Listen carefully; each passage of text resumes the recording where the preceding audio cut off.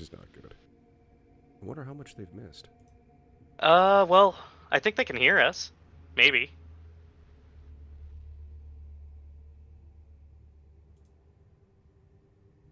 You know, someday I might be able to actually do this streaming thing properly. Well, I think they can Hey, hear look, us. everything's on Maybe. now. We're in. Yeah, they can hear us now, so we probably missed that entire pregame. Oh, that's terrible. I'm probably one of the worst streamers at this. This is fantastic. It can only get more scuffed than this. So this is gonna be great. You're still coming in, I think, a little quiet. That's impossible. Hey, War, can you hear OPM? Can everyone hear me?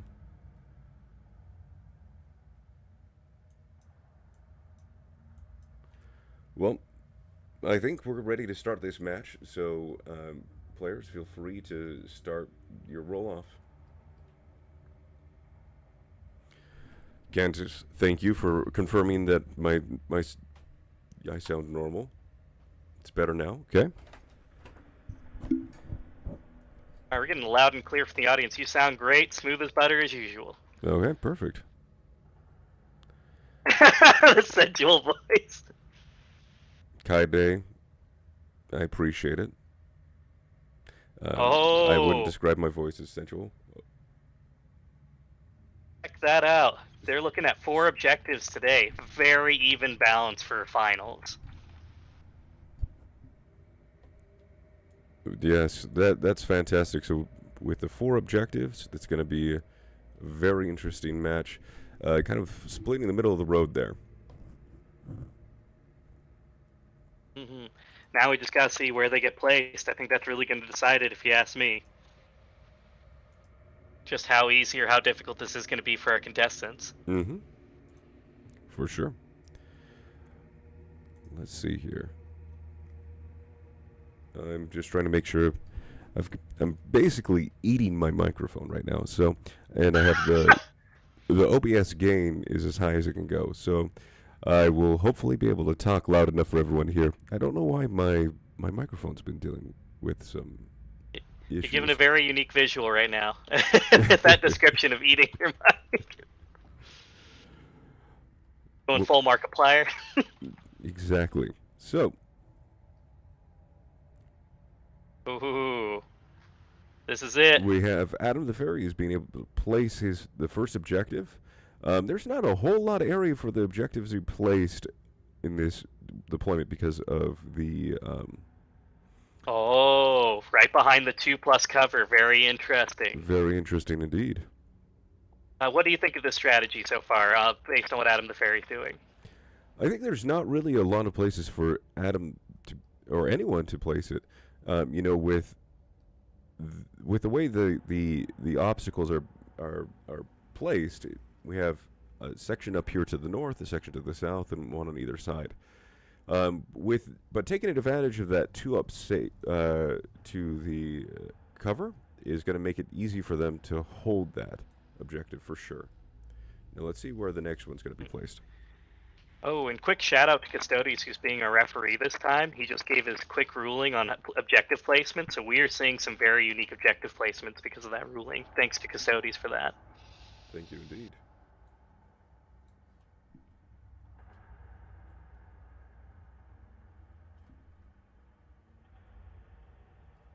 Be clear for the audience, the ruling was as long as the objective marker is not behind the deployment zone, you can have the 3-inch marker inside your deployment zone.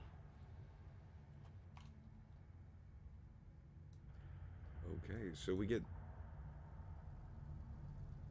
Ooh, there's on this side. Wow, that's a big slant. That could be really difficult if, for either of them, depending on which side of the table they end up getting. That's a really tricky move by Adam the Fairy, placing so many on that side of the table. Mm-hmm. That's true. I think Adam the Fairy's accounting that he could end up be on either side, so we wanted to make sure to give him at least one objective to work with. Very smart. But yeah, Teal has a unique advantage for anyone that grabs it right out the gate.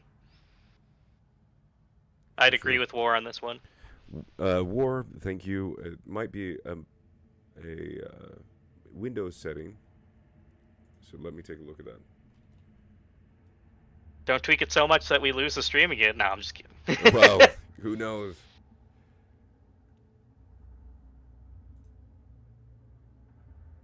Ooh.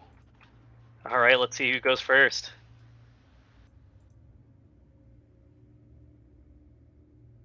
Oh. Oh my goodness, Adam the Fair gets to choose to go first. That's fantastic. That's a big big upset. Let's see, they're debating right now. Yeah, so it really comes down to if the players wanted to be the ones defending or the ones that are attacking. It's really a choice between aggression and Mm-hmm. Oh, absolutely, and especially now that Adam Ferry has officially chosen the teal side, we are looking at the slow robot legion having a massive advantage in the beginning, especially since they're going to be able to capture objectives right from turn one without having to worry about the slow rule. This will be very difficult for our underdog to overcome, but I have confidence that his skill with those aircraft will be able to help him.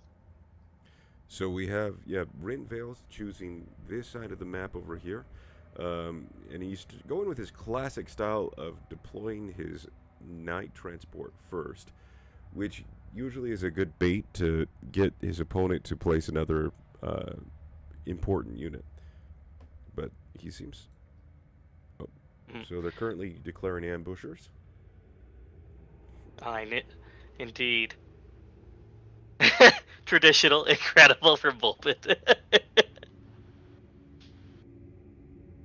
Cantus does have a point. This is going to be rough. We're going to see how those aircraft play. Yeah. Um, with Cantus, you said 4 objectives who could be rough for the slower robots. That's true, and one of the things we need to call out is we have a weird mix of robots here. We have one which army, which is brought to you by Adam, which is your traditional slow plotting, really hard to pull off, hitting hard robots, and then we have our Rin Vale robots, which are incredibly fast moving for robots, that is, and high mobility. So it's an interesting choice to pick the side of the table with the least number of objectives, hoping probably to capitalize on the fact that the mobility will be able to place and to capture objectives going forward. But we're going to see how that comes through. Of War, course. War saying Rin might load his melee into aircraft to backfight on those objectives, which can be true. And one of the things that I like doing is I'll come into an objective. Let's say there's some units located here. I like coming on the other side of the objectives, attacking and forcing them to consolidate away from the objectives. And sometimes you can pull an entire unit off in melee doing that. I've seen you do that before. It's quite a nasty strategy. Maybe we'll see either Adam the Fairy or Rin pull that maneuver. For sure. Uh, thank you, Volpit, for saying you love this map. I put some good effort into this, making this. Those vertical green stones contribute to that. Miss Hero is hoping for this confrontation. Yes, indeed, this is going to be interesting. And Cantus saying Rin Vale is here to prove the merit of the heterodox tactics to the High Council. And if I was a smarter person, I would know what heterodox means. I assume it means the opposite of orthodox.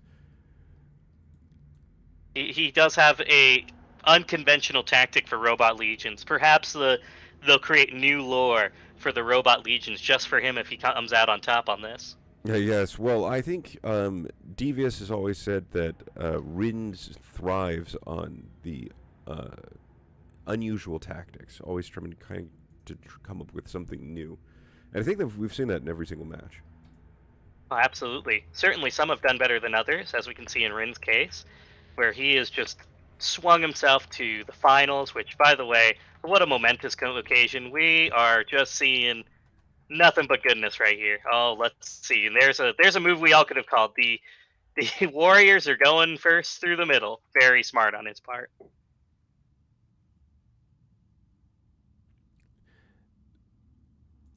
So let's come in here. We got another ruling from the ref here, helping out the players with their deployment. This ref is great. Keep custodies, man. Yeah, You should because keep them on payroll. as soon as I have payroll, I'll make sure to make that happen. So we have this unit of warriors with the robot lord, which is interesting to put the warriors there compared to his immortals or eternals, because these are single wound models, if I remember correctly. So he's taking the easiest to kill unit and placing it right smack dab in the middle. It's a very interesting move. Yeah, absolutely. I'm really looking forward to seeing what those warriors are going to do with that 2+ cover save right in front of them, especially since they're saving on a normally a defense 4-up. So essentially, he's creating a new squad of immortals. That's fair. Maybe not. It doesn't have the wounds, but gains that durability because of that bonus. And Kaide, you're bringing in some information about Adam, the man, the myth, the legend, saying that that man once threw an entire army of cultists and still clutched a win for me. Oh, that's a feat in itself. I normally don't do so well with my cultists. MH, thank you for joining the stream. So, what game is this, and how do I get Grim Dark Army models? Yeah, so we're playing Grim Dark Future from One Page Rules, and we're playing this on Tabletop Simulator. And so in Tabletop Simulator, there's the workshop from Steam, and you can find these models there, as well as if you're crafty enough with Unity and Blender, you can bring in your own. Plenty of models to grab up from Tabletop Simulator, so come join in the fun. For sure. Let's see what we have going on. And look at this play from Rin here. He's putting his bot swarms right on that objective. Very smart. Normally they're a defense 6 unit, but with that warp gate, that can make them a defense 4-up unit, which is very unusual for a bot swarm. Surviving any duration of time for a bot swarm is very unusual. So these guys must be extremely happy to have that additional durability. And then we have the leather placement here with the Tri-Scorpion Lord and the Eternals. Okay, look at that. So one of the things we need to talk about here, Redford, is the obelisk. It has impassable blocking cover. The cover applies when the majority of your models within a unit are in base contact. That also applies with this side of the obelisk. So if an opponent was attacking from the opposite side of the map and attacked forward onto this, and you were in base contact, you gain cover, which could be pretty substantial.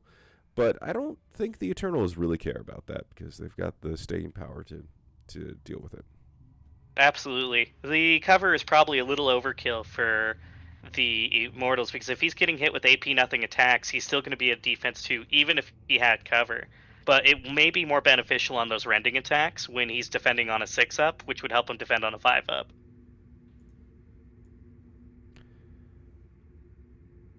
No. And look at the chat's already got some camaraderie, bringing in some folks to the tabletop simulator scene and setting up games for them. I love it. Yeah, very true. Thank you, Cantus and Volpit, for coming in clutch with that. Man, Tabletop Sim is on sale. I wish I got this game on sale. That would have been great. But it's good to know. Mm-hmm. Also, if we're gonna hype up anything or say go spend money on thing, if you have the chance and you have the resources, go drop some cash on the One Page Rules Patreon. It's a fantastic Patreon. I highly recommend it, and it shows some great support for this fantastic community. Absolutely, with great pricing models too. The original rules are free, and if you join the Patreon for $5, you get access to the full rules with extra scenarios and just a plethora of content to spice up your gameplay. But still, if you just want to get right into playing, it is completely free. They're so great. And Devious has a good point about it being free too. It's worth noting that most of these models are free mods, by the way, just making sure that gets said. Absolutely. So this has the lowest barrier to entry. unlike other war games, which can range anywhere from the hundreds to thousands of dollars. Or, yeah, that's very true. And would you look at that, the play that no one saw coming, more Eternals in the open. Yep, Eternals in the open, right next to the second objective marker. We have, oh man, this is going to be an interesting match here, especially with this fallen immortal there. But we have objective marker 2, 1, and 4. Oh, let's see. This, Also, we may be having some technical difficulties with the players. It seems that Rin may be AFK at the moment. oh no, we do not want to have a win by default. That is correct. We may want to give him a few seconds. Could be a network error, but hopefully he comes back soon because I want to see, as I always say, I want to see some bodies today. I don't care which side. Let's go. Well, yeah, well, with the robot legions, we might not see much bloodshed, them being robots, but we're definitely going to see some carnage for sure. MH just printed up 3,000 points of Totally Not Eldari. Totally Not Eldari is definitely one of my favorite factions. My primary faction, though, is Totally Not the Zerg. I mean, Tyranids. I mean, Alien Hives. And then, yeah, I agree. Don't know how to pronounce your name, Krashnikov. There we go. I love OPM so much, and I'm grateful for everything you do. Well, I'm not I'm not OPR. I'm OPM. There's a difference. But OPR is absolutely fantastic. Cantus, not to mention the time and effort of assembly. That is one of my least favorite parts of assembly models is definitely dealing with the assembly. But the downside of 3D printing models in particular is you end up with a monopose, so that can be a little difficult.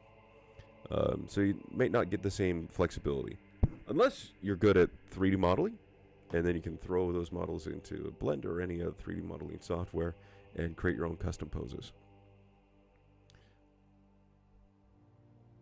Volpe. Hey, look at them. They're already getting into my mindset here, letting the bodies hit the floor. Did you see that?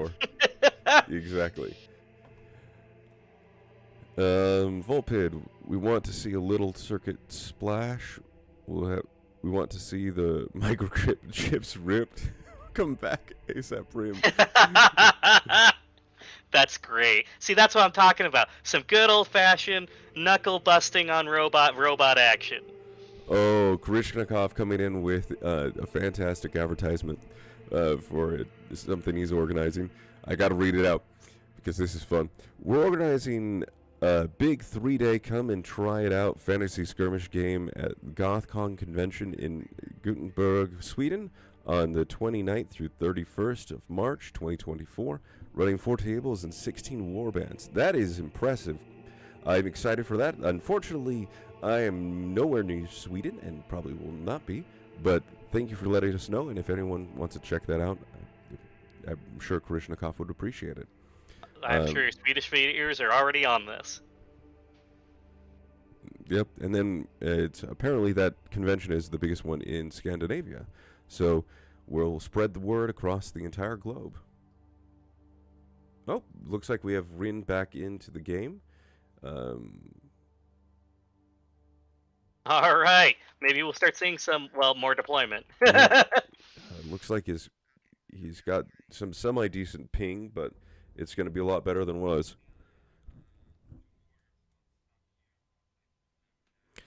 Okay, so now let's continue with deployment. Absolutely.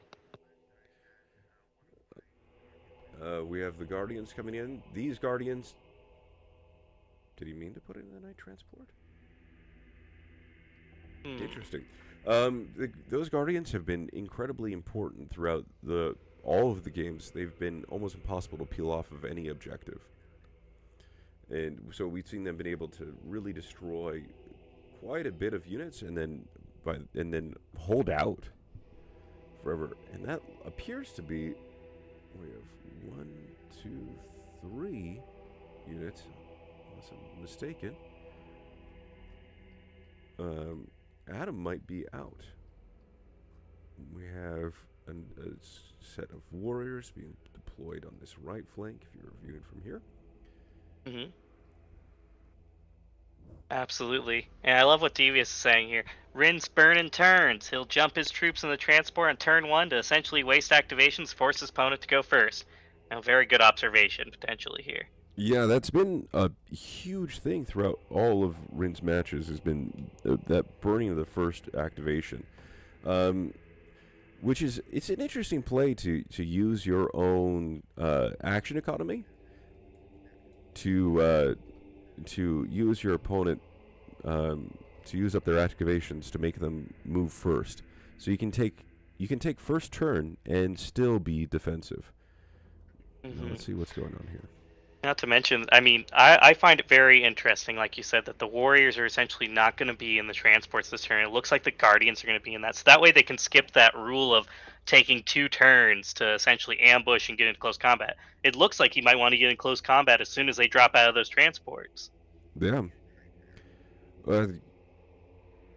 It's always fun to see robots in close combat, because when I think of futuristic robots, I never think punchy robots. I always think of shooty robots, which is it's an interesting way of playing.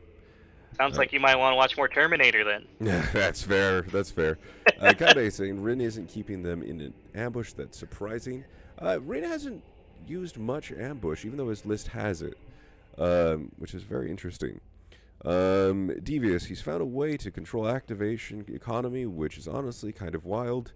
What else would we expect from Rin? War 97. Do those 6 pillars on both sides of no man's land provide cover? That's a great chance for us to talk about it. So these actually provide line of sight blocking, true line of sight blocking, but no cover.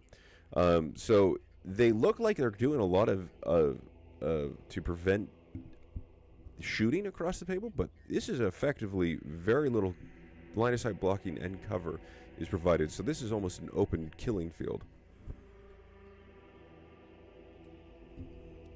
And then let's see here. DD with Redford, how much are we betting on this one? I think it's Christmas time and Redford's strapped for cash, but I'll definitely bet. I'm gonna say I'll bet a 1-page Rules Grimdark Future themed night before Christmas video that Rin will win this one. Hey, you're stealing my bet. I told you that Rin would win. Ah, okay. Then I'll take Adam the Fairy. But yes, if I were betting, and if my wife gave me any allowance to bet again, I'd put a tournament amount of 2.5K on Rin. MH with one of the most visceral comments that I've had, really controlling my brain in terms of the images here. Borg Apollo Krieg working a speed bag is just an absolutely incredible visual. That's funny. I love that. All right. And the referee's getting done with some rulings, so we're making sure all deployments are legitimate before beginning turn 1 officially. No, fantastic. This is hands down one of the longest deployments we had, and I'm going to blame the technical difficulty on for that Rin was experiencing. Mm-hmm.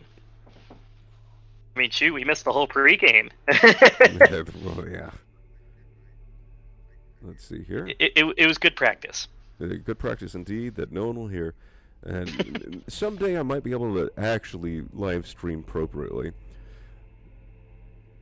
But I'm not gonna hold out for that mystical future where I actually know how to do this properly. Looks like we're starting with activation here with Adam the Fairy bringing in with his Eternals. And they're doing a rush. It's always fun to remember that robots are incredibly slow, and so a rush to them is 8 inches. Uh, I love Kaide, as you say. He says, "Oh, loud, they coming." Let's ready to rumble. Exactly. Um, Uh, v- Volpid, my Vol- buck's on Adam because he owes me money. Not true. Now, is that a buck in terms of currency, or are we talking about a male deer over here? Like, I want to know what buck we're talking about. I want to take the male deer. I'm not gonna lie. That's some good meat. Yes, venison is delicious. Um, Oh yeah, so look at that. We're ready to go. No deployment lines, just action. Look at all that ambush right in the back. Too bad we're not going to see any of that happen. MH saying, "Hey, don't disparage the Robot Legion. 8 inches is nothing to be ashamed of. 8 inches is nothing to be ashamed of. Well, it just depends on context. Okay, compared to a 12-inch rush, it's a little rough. I think, as many of us would say, it's not how long your rush is, it's how you use it. Wink. I mean, also Oh, Devious coming in clutch with the jerky comment. You're welcome. Jerky's great. venison jerky in particular. So, um, oh, there it goes. The Tri-Scorpion Lord's dead. Nope. Okay, survived. Now we have this full movement in. It's absolutely fantastic. This objective is really going to be difficult to pull off of. These warriors, though, on the other hand, let's take a look at these warriors. Rin's warriors. Now they have a 24-inch range with rending. That 24-inch range, they're actually within range right now, I believe. Let me double check. Yep. So this objective, almost everything is within that 24-inch range of Rin's both of these warriors, which means that that's 10 shots rending, and that could be really, really dangerous.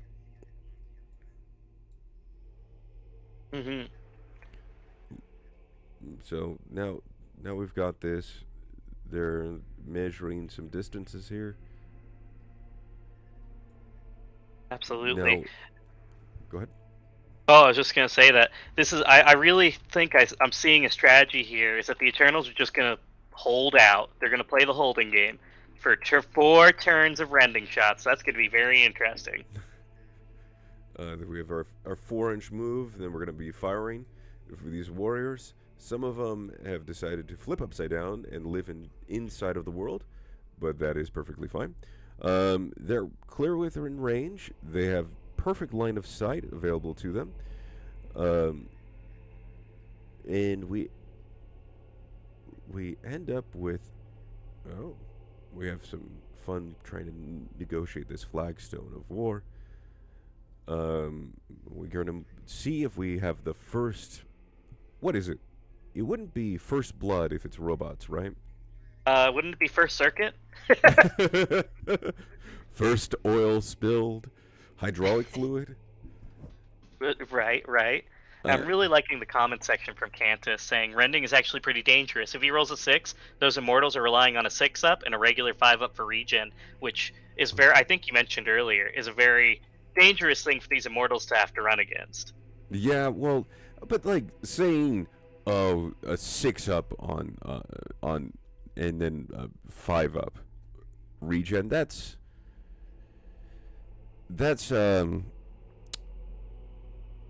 poor hard to kill robot legions. I'm just taking it from I'm more of a biological player. Having a regen and a 6-up with on a 6 rending is difficult. Okay, so we just did the roll. That was 6 AP1 hits, no rending, 4 AP4. So that does. Yes, Red. There's something wrong. The Gauss rifles don't have AP1. It's true that is a mistake on their part. I think the ref's already clarifying. Yep, we got clarification there. So, first fluid cantrips. That sounds especially unpleasant. Kaide, first oil. Diesel bath. Very true. MH, that's the world's smallest robot violin. Yes. Yeah, the Robot Legion is basically ghostly undead in the far flung future.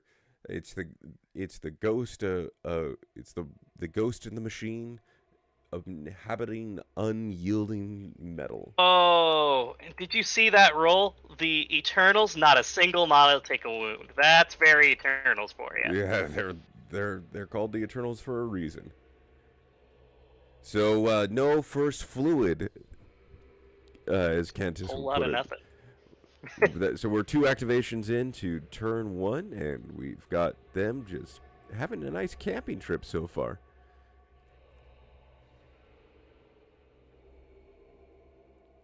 Let's see here. So, red. We now it's Adam's turn. Which unit do you think you'll be activating? Hmm. Well, after we get a ruling from the referee about activations, but I'm still thinking he's going to secure. Well, he's already secured the objective number 2 of these Eternals, technically. So I see his Warriors moving next. His warriors to control objective marker 1. Yep. Maybe get some shots off on some other Warriors on the other side. Oh yeah, and again we want to call out that this warp gate Pat tie instead of a warp gate pad. I have terrible humor. Is impassable, but it's not blocking, so it only grants cover 2+. So it means that even though you can't see it on this, you can actually attack these warriors from these warriors if they're within range. Sure. And the Warriors are going like I predicted. Actually, I think that's the first time I had a prediction go through. We'll use up the commentator's curse in the future. You know, commentators are always cursed that their any of their predictions will come out false. So we'll see here. Only half of my prediction was correct. He rushed, so I'm not going to get any shooting out of this. For sure. Devious getting flashbacks. That Devious, I can't blame you there. Your match against Adam was especially vicious. Volpid, they call them the Eternals because they do not want to spend on the warranty on replacement. That is true. No one is calling up this squad for anything about it extending their warranty.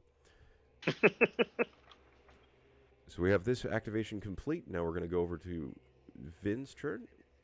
Ooh, he's activating his Scarab unit, who is scuttling forward in making it to the very edge of this platform. What an interesting play. He's still touching the objective while being as close to that cover as possible. Yeah, that is as close as you can get with still being touching. Let's see here. These are pretty little bots. Now we're sticking with a tradition of Vin. Or sorry, not Vin. Rin stealing the first objective with his bot swarms, and so we'll see what's going there. Honestly, this is exciting already. Geez, I'm really looking forward to some bodies dropping, but we ain't seen a single one yet. It's just a lot of moving. MH, I'm not touching you. First of all, the robot swarms are just barely so. Devious, oh, by the way, all you nerds in chat, like the stream. Thank you very much, Devious. Yes, please like the stream. Subscribe if you're not subscribed. And, I don't know, do a little jig. Have some fun. Then we have potentially some Italian in the chat in favor of Adam the Fairy. I don't read Italian. I only know Portuguese. I hear that there's some crossover. I tried listening to Adam talk in Portuguese, and unfortunately, not enough. Ah, I see. Not enough. So it gotcha. Yep. Devious with talking back to Krishnikov. That's Rin's thing. See the transport? Yeah, he loves doing some shenanigans with these transports. So we're gonna see how that plays out this game, especially with them moving an unbelievable distance because they're aircraft. Also because Hmm. they're aircraft, it cuts their opponent's shooting distance down. So you have to it's minus 12 inches to shoot them in range. Hmm. And notice what Adam the Fairy's doing with his movement. Well, he's rushing. He's managing to surround the entire objective, which really puts a hamper on any of his aircraft landing on the objective and deploying into the objective. He's leaving no gaps. Yeah, he is leaving no gaps, and it seems appears to be quite the struggle for him because of his models just wanting to tip over. At times like this, it makes me want to just flip one of them upside down just to mess with the player. But That'd be savage. I should just hold back. We're only here to commentate. I doubt they'd appreciate that. Uh, Came coming in saying it's Roman and it's a cheer for Adam. Thank you very Hey. much. Uh, we have a cheer for Adam. Sorry, Rin, but you don't have a language-specific cheer for you. Maybe in Robot Legion, beep beep boop boop. The beep. Can we get some beep beeps and boop boops in chat?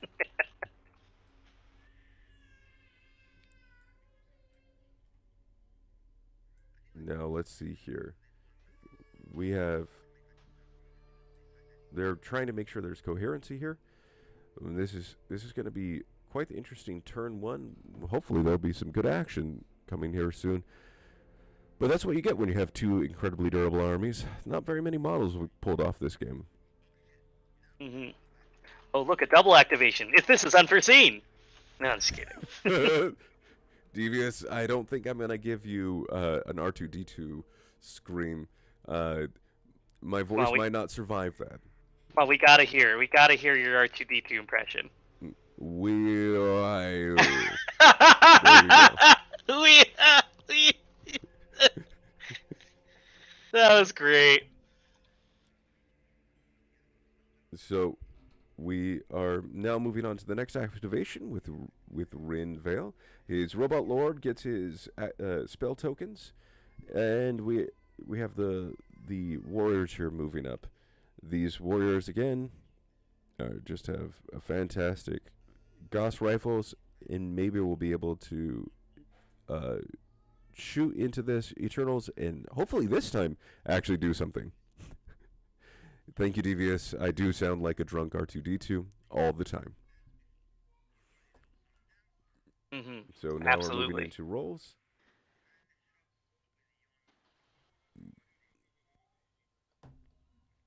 Then we All right, have, we're getting a referee call here in a sec, so we might have to wait on those rolls. yeah. That sounded like Trazen being drunk somehow. It is I, Trazen the Eternal, enjoying a holiday beverage. There we go. All right, here comes the 9 shots. I'm ready.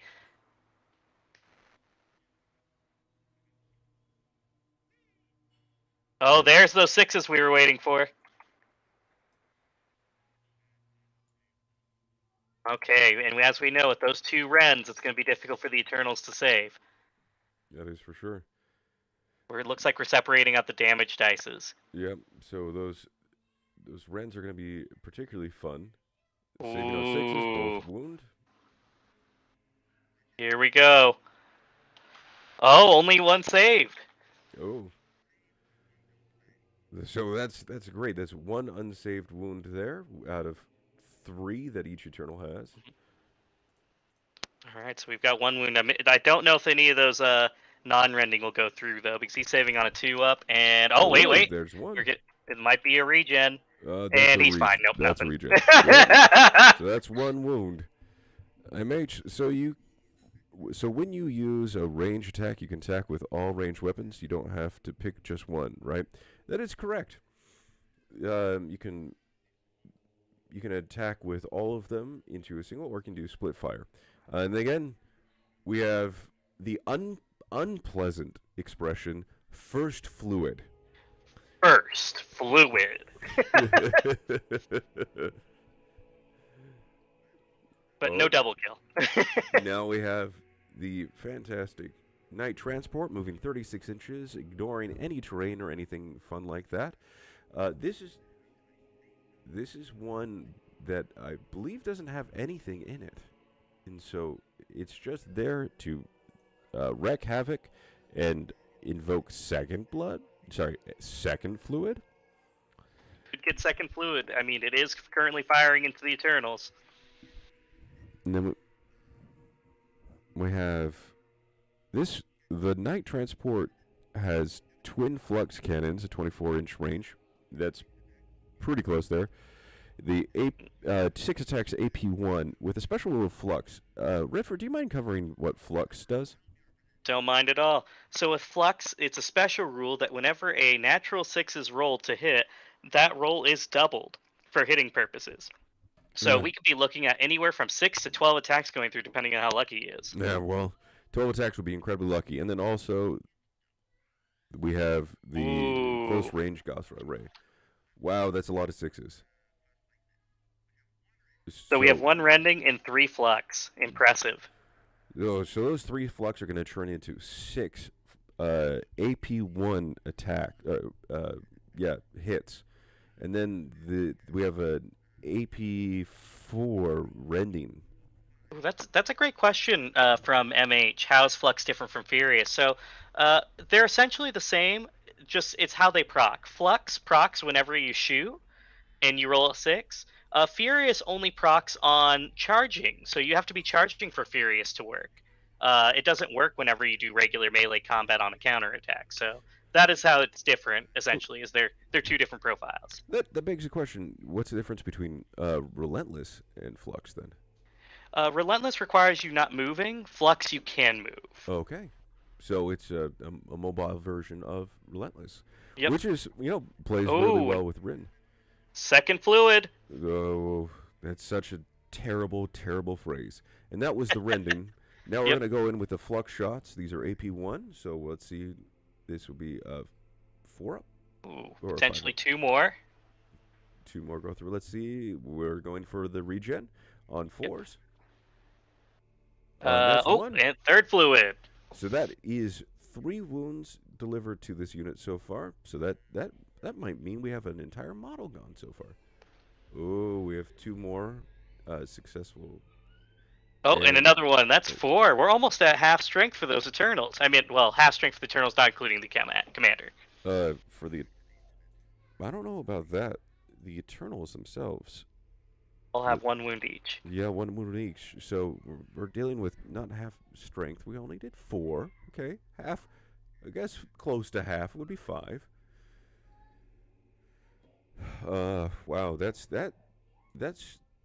really impressive shooting there. But when we're dealing with the night transport, which is a pretty cost-intensive unit at 333 points each, compared to the Eternals, which are 430 points each. That's actually pretty cost-effective from Rin's standpoint. Of course. That goes exactly with what Kaide was saying. With those transports will surprise me with how hard they hit. Absolutely. We can often forget how dangerous those transports are. Yeah, well, Rin never does. He uses them like a scalpel, that is for sure. Cantus, Flux is also attached to specific weapons. If you have Relentless, you can get the extra hits with any gun you happen to have. That is actually really true. So that would be incredibly overpowered if you had were able to combo the 2. But we have,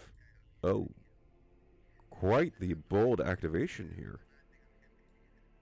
We have the Night Transport coming in to, hopefully, for Rin, finish off this unit and potentially remove anyone controlling this objective.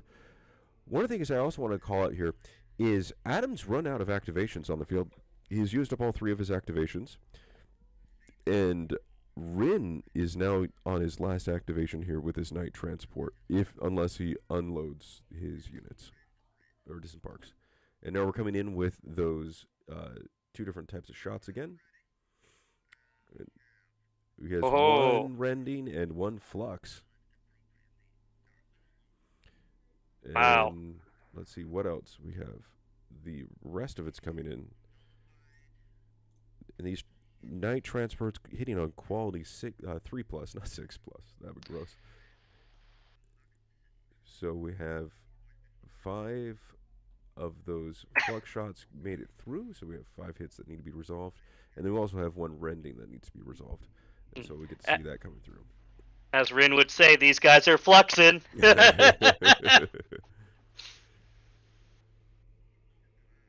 Oh, no casualties from the first round of flux. Oh, that's not good. And then let's see if he can survive the rending. Mm-hmm. Uh-oh. There's still a regen on a 5-up. That's No, a 2. that's it. That's another wound. Yeah, those Eternals are not taking a lot more wounds than they normally do. And then there is, let's see, for the regen on this next one, which is coming in with a rending. He's fine, no wounds. No. So we have a total of 2 of the Eternals have been removed, which brings that unit below half. Ooh, they might have to start taking morale checks at this point. Yeah. Oh, excuse me, and I think I messed up. One of those was a wound because the regen was on a 5-up. Yeah, some a model just went into. There we go. Here they come. Yep.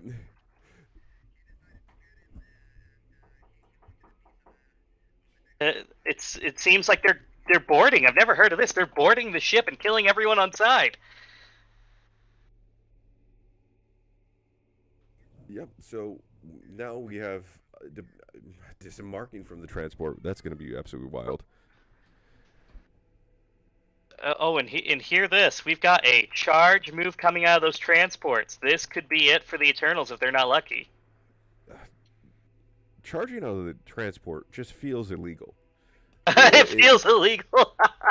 It feels like the transport gives you way too much flexibility. I know it's not illegal, but dang, that is just an unbelievable thing to deal with. These Eternals and this Tri-Scorpion really just not having a good day. Yeah, absolutely. Taking a look at the comments here, Cantus is correct. Rending gives a -1 to regen inherently, not just on 6s. Back in 2.0, Rending only procced on the 6, including the -1. But in 3.0, Rending always procs, at least the -1. Oh, the good old days of 2.0, 2.5 months ago. Right? And Volpid saying the robot was sabotaging the ship from the inside. Well, he better hope that it worked. That'd be a terrible special. It's like you can embark onto someone else's transport and make it go boom. Yeah. One of the things I do have to say while we're waiting for them to get all of their people situated is the transition from 2nd edition one-page rules to 3rd edition was one of the most enjoyable edition transitions that I've ever been in. Especially since all of it was updated at once simultaneously, so that was fantastic. Anyways, enough talking, gushing about them. So we have the Warriors coming out, and they're going to be using their close combat weapons at 10 hits. Whoa. Look at that. That's a lot of AP1 attacks. That is unbelievably lucky. Oh, all these right, are the Guardians. My apologies. It's 5. See. You know, 5. We might have 2 that go through. This is Rending, so he's saving on a 5-up. Yes. So 2 go. And whoa, there's a wound. Wound. That is the Guardians with their hyper swords, 2 attacks, AP1 rending, and they came in with a fantastic attack. But luckily for Adam, he had some decent luck on the defense, blocking some and ending up with only 1 move removed. Now, let's see. We do have this other night transport. Do we think the next activation will be the disembark of those warriors into this? Well, it's very much a possibility, but we'll see. We got to see how this clapback goes. Yep, the counterattack comes in with 2 hits from those warriors. Eternals. Oh, that's a 1 and a 4.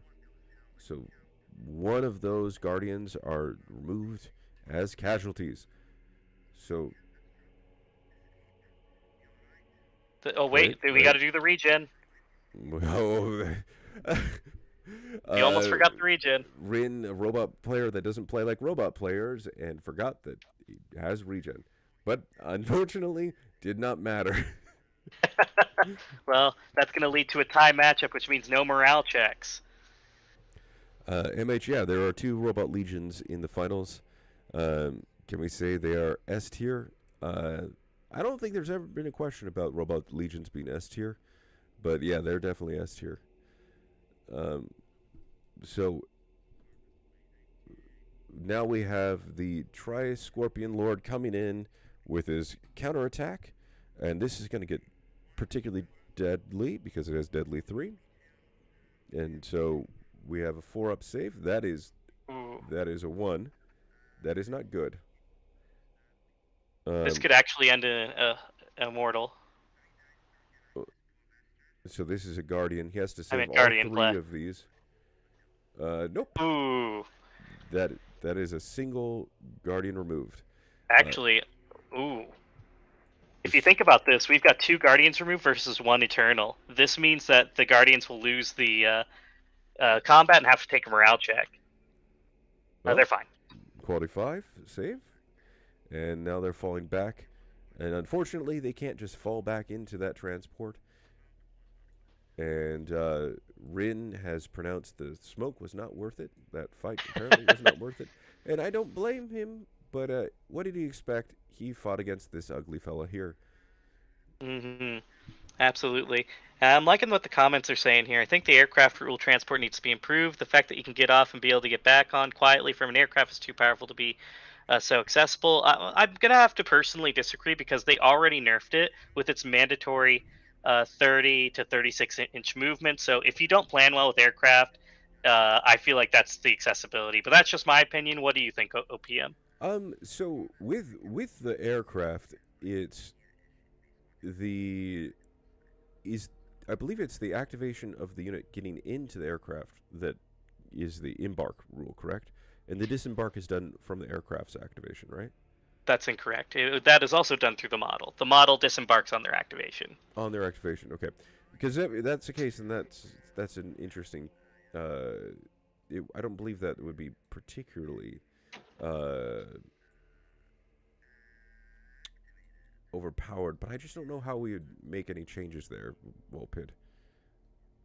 Devious, if there's any lock on, the field aircraft might be less viable. And I don't believe we have any lock on in these two armies, so this we're definitely not going to see that. Oh, we have these guardians now disembarking from the night transport, and they're going to try to take on these Eternals. No matter what, they're going to be contesting that objective at this rate. That's very, very true. And also, this group of Eternals are exhausted at this point, correct? Yes, that means they're only going to be hitting 6-ups on their counter attack if they survive the initial attack. And remember, we've got their, like you said earlier, the Annihilator Lord is going to be coming in as well. I know he can't really do much with his 3 attacks, but that's still 3 extra attacks he's got to worry about. Yeah, 3 extra attacks is nothing to scoff at. But this is also the Guardian unit of 10 rather than 5. Because last time we only had 5 Hyper Swords. Now we're doing 10 Hyper Swords, 2 attacks, which means there's 10 attacks, 20 attacks, AP1, rending. This is where we get into the numbers game. Devious saying, this is what we were talking about. Rin had decided he needed to Alpha Strike one unit hard and remove it outright. He's after that big threat first. That's true. This is one of the biggest threats if we compare it to these other 2 units on the field. Now we're coming in. We're rolling those 20, which are those blue dice. Mass AP1s are always just fun, but then when you throw on top of that the rending, you end up with just a savage assault. Honestly, my butt cheeks are a little clenched right now. Let's see what happens. Oh, there it is. That's what I was waiting for. Yep, so that's 3 of the AP4 Rens. And those Guardians are hitting on 3-ups. So we had more than half of I those kind of that whiffed came it through. there. but that's a statistically awesome number of hits there, especially with those sixes. Oh, absolutely. So Devious where it looks like Galbo coming in and saying that he doesn't like the dice roller. Everyone has opinions when it comes to these dice rollers, but I'm sorry, this is one of the best ones we have. Oh, there we go. We have the block roll. uh-oh. That is a lot of. We have Oh no, this 5 could be bad. wounds so far. We have 3 of those are. Let's see here. But yeah, they're getting rid of We're, all the dice that save, so he's got to do a lot of regen right yeah, now. he has to do a lot of regen, and all of those. I believe all of those have -1 to those Yep. regen. So Yep, those are all regen. and you do so it's Got on a 5 of them. 5 up. Mhm. So we're going to see. Wow, there's some saves there. There are some saves. So half saved. If we have 4 additional wounds, which I believe there's only 3 of those Eternals left. We have a wound on the Lord. Well, oof. This is not as much damage as Rin was hoping for, but he is eliminating nearly a quarter of Adam the Fairy's points just with getting rid of those Eternals. I mean, if we really think about this, Adam the Fairy is in trouble here. His Eternals have never been damaged this badly in any match. That's true, but for the most part, no one's been able to attack these Eternals this quickly. This is still turn 2. Turn 1. Turn 1, even worse. This is really quick. Mm-hmm. Absolutely. He will get the clapback, but he's only hitting on 6 up, so this could be bad for the Tri-Scorpion Lord. Yeah, this Tri-Scorpion Lord's only coming in with those 6 ups, like you were saying. It's also facing the wrong direction, so let's see if he can backhand those Guardians into non-existence. Even if he does kill one Guardian, he's still going to lose the morale check just because his unit took so many wounds. Yeah, that's true. That morale could be absolutely devastating. But with 2 attacks, AP2, Deadly 3, it's difficult to not just die to that Harvest Blade from the Tri-Scorpion Lord. Agreed. And would you look at that? 1 goes through. So 1.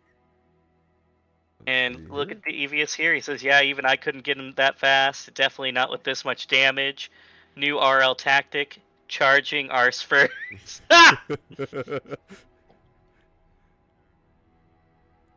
Yeah, Ren's really trying to challenge the way the Robot Legions plays completely. Running headfirst into anything is not really the Robot Legion's way. But Rin has been dominating this tournament using that strategy. Now we come in with a 4-up save, and now then we have now we have let's see what's going to go here. We have 2 dice coming in from that Deadly. So now we have. I'm trying to figure out what's going on here. We're currently having some rulings going on, but it seems like they're rolling the Deadly. Yep, so we're going to be rolling Deadly. Really, this boils down to if one thing's going to die off the table, I believe, and this is counterattack. The Gloom Sphere is a very interesting rule. Oh, wait, never mind, he's got you. So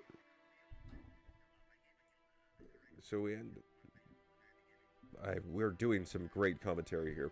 But anyways, while we're trying to figure that out, I'd like to really call forward some really dumb jokes that I made on this map. There's the flagstone of live, the flagstone of laugh, and the flagstone of love. Live, laugh, Ow. folks. The Robot Legions on this world really enjoy those middle-aged woman plaques on the walls. And then on this side, we have the war of chaos and of peace. A little bit more traditional of a move. Good joke, by the way. Live, laugh, love. Well, yeah. Live, and we're talking about things that are kind of unalive. So we have we have 2 regens that need to be made here, and both of them fail. And so we lose 1 guardian, which was to be expected, especially when you're dealing with deadly 3. Um, we All have right. Rin winning that combat, which is pretty darn impressive. And Oh, and they're fine. that's a 6-up save on the morale check for the Tri-Scorpion Lord. That is a clutch save by Adam, because if he had failed that morale check, we would have seen that Tri-Scorpion Lord route, correct? Yeah, he would have to do the robot rule instead of routing. Either way, Cantus says this makes me want to drop ogres out of planes and HTF. Viable strategy. All the great trifectas of life. Live, laugh, love. More like regenerate, reanimate, retarget. Oh, that is fantastic, man! I should have, Devious. You should have been there when I was naming those. That is great. I need a plaque that says that now. Ooh, we should give that to the runner-up of the robot. No, wait, maybe even the winner. I don't know. Throw that on their plaque or something. Yep. So now we're going through and claiming our objectives. So we have Rin claiming objective 3, Adam claiming objective 2, claiming objective 1, and objective 4, I believe, this one right here, is being hotly contested, and probably won't be hotly contested going into turn 2 with this Tri-Scorpion Lord really facing down quite the firing squad. All I have to say at this stage, it's still too early to call it, but with the Immortals pretty much completely devastated on turn 1, it'll be hard-pressed for him to keep that objective through turn 2, turn 3, and especially turn 4, which may lead to us to a tie scenario if this keeps up. Yeah, except for you're forgetting a very important thing there, Redford. Those flesh eaters. Oh, let us not forget about those flesh eaters. The flesh eaters that are still on the map and could come in and just absolutely ravage anything. So those flesh eaters, with being able to ambush within 1 inch, could come in and really push back all of Rin's units around this objective here. So I'm interested to see this. But right further, the other thing we need to consider here is it took 2 night transports, 2 squads of guardians, and an annihilator lord completely to try to wipe off a single squad of immortals and the Tri-Scorpion Lord, and they still didn't get it done. So what are we going to do about this one over here? Oh my gosh, do you see that, OPM? Look at that play for turn 2 play. Oh, we have our ambush coming in, trying to steal the objective marker 3 from these bot swarms. Rin, I know you love your bot swarms, but they're not a good way of holding objectives against these flesh eaters. No, as they come in and place these things, it might take some time, because these flesh eaters are really, really, really top heavy. So they're not fun to move around because they keep on falling over. But we'll see.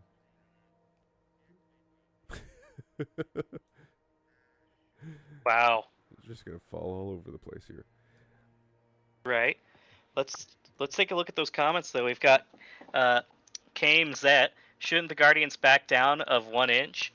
Technically, they did. The 1 inch is really, really small. The idea is just to make sure they're not in base contact, which we can see on the map. They're not in base contact. Yeah, I believe what they did in a player's agreement, because they're at the table edge here, that they're going to assume 1 inch, which makes sense. And then we're coming here. War, lull, and now Rin's flesh will hit those flesh. Very true. And he's only, if you keep in mind, he's only deploying 1 for turn 2. Oh, really? He's only deploying 1, so he's saving the last one for turn 3? Or is he going to save it for turn 4? I guess we'll find out. It's interesting. Yeah, one of the important things that we need to call out here is when a unit ambushes on turn 4, they lose the ability to contest or secure an objective. But Adams never used his flesh eaters as a way of really controlling objectives, and so we might be able he might be able to come in with turn 4 ambush just to try to rip something off an objective without trying to contest it. Hmm. So now we have this. With Rin having the more units and finishing the last activations, that means Adam gets the first activation this match. Which unit do you think he's going to try to, or not match, but this round, which unit do you think he's going to try activating first? Mm. Well, if you ask for my honest opinion, I would No, go I want you to hard lie at to those me. flesh eaters. Lie to you? Oh, then I'd say the Eternals that are buried die.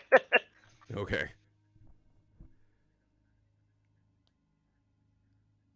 But we'll see.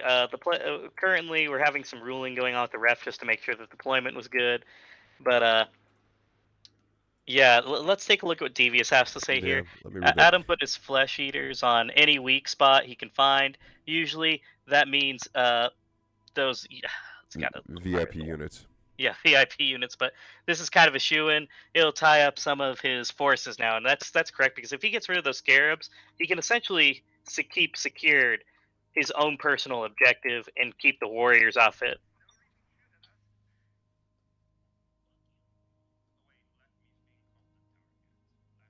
Oh, here we go. We're getting some decision making now.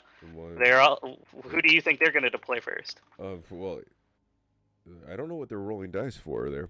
Looked like they were going to try to shoot something. Oh, Mm, let's see here. Something shooting something. I believe Fantastic. he's having his try Scorpion Lord fire Yep. before it goes. Annihilator gun, 2 attacks, AP1, blast 3. Going into these war guardians is actually. Then we have quality 3. So both of those hit, but we have blast 3. And that's going to be absolutely devastating against a unit of that size. Absolutely. And keep in mind, he had Relentless as well, since he rolled 1/6 and did a hold action. This is a case where we get to see his 6 double, and since it's Blast, we're going to be Oh, seeing a total of 9 hits, not 6. wow. 2 attacks turning into 9 hits. That is. Oh, that if all of those go through, that's going to be devastating for Rin. Ooh. That is a lot of ones. Wow. And that was on the small squad, too. Yes, so that's 3. Now they're complaining about dice rollers. So now we have Cantus saying, since objectives are sticky in OPR, even if you rip someone off an objective with a turn 4 ambush, wouldn't you need a second unit to take it? It probably won't. It wouldn't turn contested. That is correct, Cantus. And you're referring to the comment I made earlier of having the flesh eaters come in on turn 4 even, and pulling something or destroying something off an objective. That's right. You'd need another unit to come in to then secure that objective at the end of the turn to be able to make that actually at least become contested. Devious say with, hey Dev, why do you have that dice roller? Yeah, because it's pretty, and the players hate it. Absolutely hate this dice roller. All right, and it looks like we have a pass morale check for that shooting phase as the Guardians were half strength after that. Yep, that's 2 of those Guardians removed there by the Tri-Scorpion Lord, coming in with a morale. Let's see. Which means the Scarabs are leaving and preventing a charge. What a move.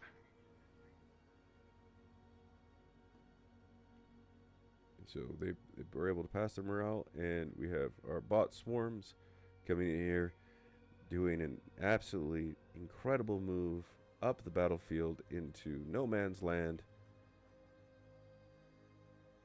And that's pretty much it. Just looking cute. Well, I mean, if you think about it, this was a good play.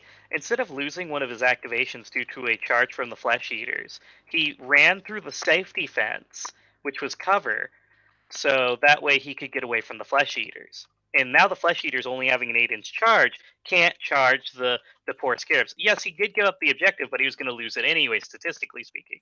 So this was a really smart play on his part. Yeah, so he used his increased mobility to run away. Now we have uh, Adam the fairy thinking about taking these warriors and shooting these guardians to finish off that squad. But he's also contemplating shooting this unit of guardians, it appears. I say shoot the night transport and waste your shots. Shoot the night transport. I agree. And also, taking a look at what Kanta said, do we read his comment about sticky objectives? Yes, we did. Okay, just making sure.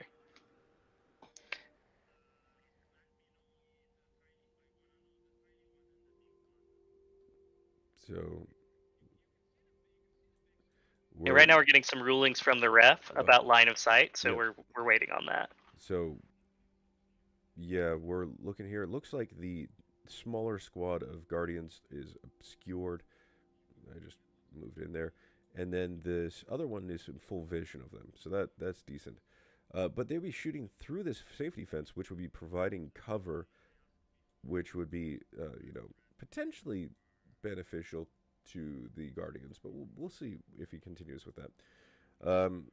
Again, just shooting the night transport would totally be the best move in this situation for sure.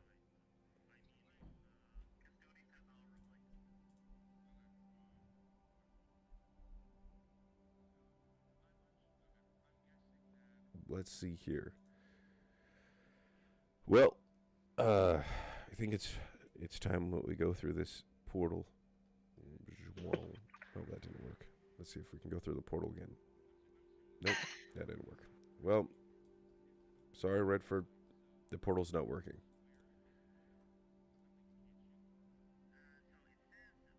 Looks like they're having a lot of confusion around this true line of sight right here. Which, for all intents and purposes, that should be if you can see the model, you can see the model. That's it. And so if you can see over the plate, you can see over the plate. So with this, I think we've come to a conclusion from the ref. Essentially, they were trying to determine if they could target the small Guardians or the large Guardian squad. The small Guardian squad is being blocked by the true line of sight flagstone of peace, and the Guardians with the large Guardians are not obscured at all, so they can be shot at. Sounds great. So with that, everyone in agreement, hopefully we start seeing some more shooting. Yeah, that's for sure. You know, this is the first time that we've had to deal with a game running this long. This is turn 2, and we're over an hour in. Most of the games have actually finished by this point. Of course. So it's a very interesting what's going on in this match. I wonder if the players are just taking their time trying to make sure they actually win or not. Now, this is the finals, after all. That's true. Now, are we going to force them to that 2-hour time limit that we established at the beginning of this tournament? Well, if we're going to establish that, we should establish that now. But there's no timers on the board anymore, which will be very difficult to keep track of. That is true. But at this point, I'd say let's let them have fun. That's the important part. And let's let the most veteran and the most underdog players duke it out until they've got the win that they're looking for. The win they're looking for. Okay, so we have a movement here. Fantastic 4 inches, if possible, from this robot lord. Looks like we are having some. Looks like they're about to summon the Blue Eyes White Dragon. so the chat. Kaide, mine and Puffs took the full 2 hours, but that was mostly because we both had horde armies throwing units at each other. Yeah, you know, horde armies, love them or hate them, they do take some time to play, but we don't really have a horde army here. I think we're just, trying to be really precise with our movements, and also trying to make sure that everyone gets the best they can. So this robot lord here, let's pull him up. Mm-hmm. trying to. I believe what's going on is Adam's trying to get in range of that Lord Goss pistol of that 12-inch range. So close. Yep. So just outside of that range there. So we'll have to go with just those warriors with their 18-inch range, one attack each. So that's 10 at AP2, going into this squad of guardians over here. Looks like we have some ones. We're hitting on 3-ups, so more than half the shots made it through. Or half the shots, I should say, made it through. Exactly half. And now we're going to defend. Absolutely. No. Hey, is my audio still coming in well? I just did a change. Yeah, no, I hear you perfectly fine. Hopefully the audience still does. So we're going with the AP2, which will be a 3-up to defend. And whoa, wow, that is lucky. Those warriors, I mean, these guardians being shot in their back were able to survive perfectly fine, not needing to have to rely on regen. So, yeah, I mean, especially since wow, that's really crazy. It's just good luck right there. Yep, now we're going to move on to the next activation. This time it is Rin Vale's turn. He's used his bot swarm so far. That's all he's really done. I believe his choice is, do we attack the Tri-Scorpion Lord and try to finish it off to secure this right now? Or do we move with these warriors and try to do something else? He also has the option of doing something crazy with these night transports, but let's see what he chooses to do. Absolutely. I guess if you could think about it in this way, Adam the Fairy can take comfort in the fact that they at least can't take control of objectives. They can certainly put a damper on your units, but that's about it. That is very true. So now we have the Tri-Scorpion Lords activated. These warriors are activated for Adam the Fairy. His Flesh Eaters are still not activated, but they can't really move from that objective because they need to finish their turn there to secure it. So that leaves them with one activation here that's just going to be a hold action most likely. These squad of Eternals that can move, and that's it. Either way, Adam the Fairy still has a very strong advantage at the moment for a turn 2. If he manages to secure the back objective number 3 and still holds number 1 and number 2, he will hold 3 objectives versus the 1. And it looks like we're getting some loading into the troop transport. Oh yes, the unit that used to be 5 hopped out of their wonderful home, got absolutely obliterated, shot at, and they're like, nope, we're getting back in. This is a nope maneuver. Oh, this is, again, Devious called this out way earlier, that Rin likes using up his opponent's activations by loading into these transports, which really forces the hand of his opponent, because it's basically a neutral move, but it makes it so his opponent has to do something to respond. Now we're having some absolutely. And if we see the Flesh Eaters moving right now, it looks like they're just getting ready to hold on to that objective and probably deal with the onslaught of warrior attacks that are coming their way. Yeah, it looks like he activated a move just out of range, if possible, from those warriors. Those warriors have a 24-inch range and then also a 12-inch flamer for their blast.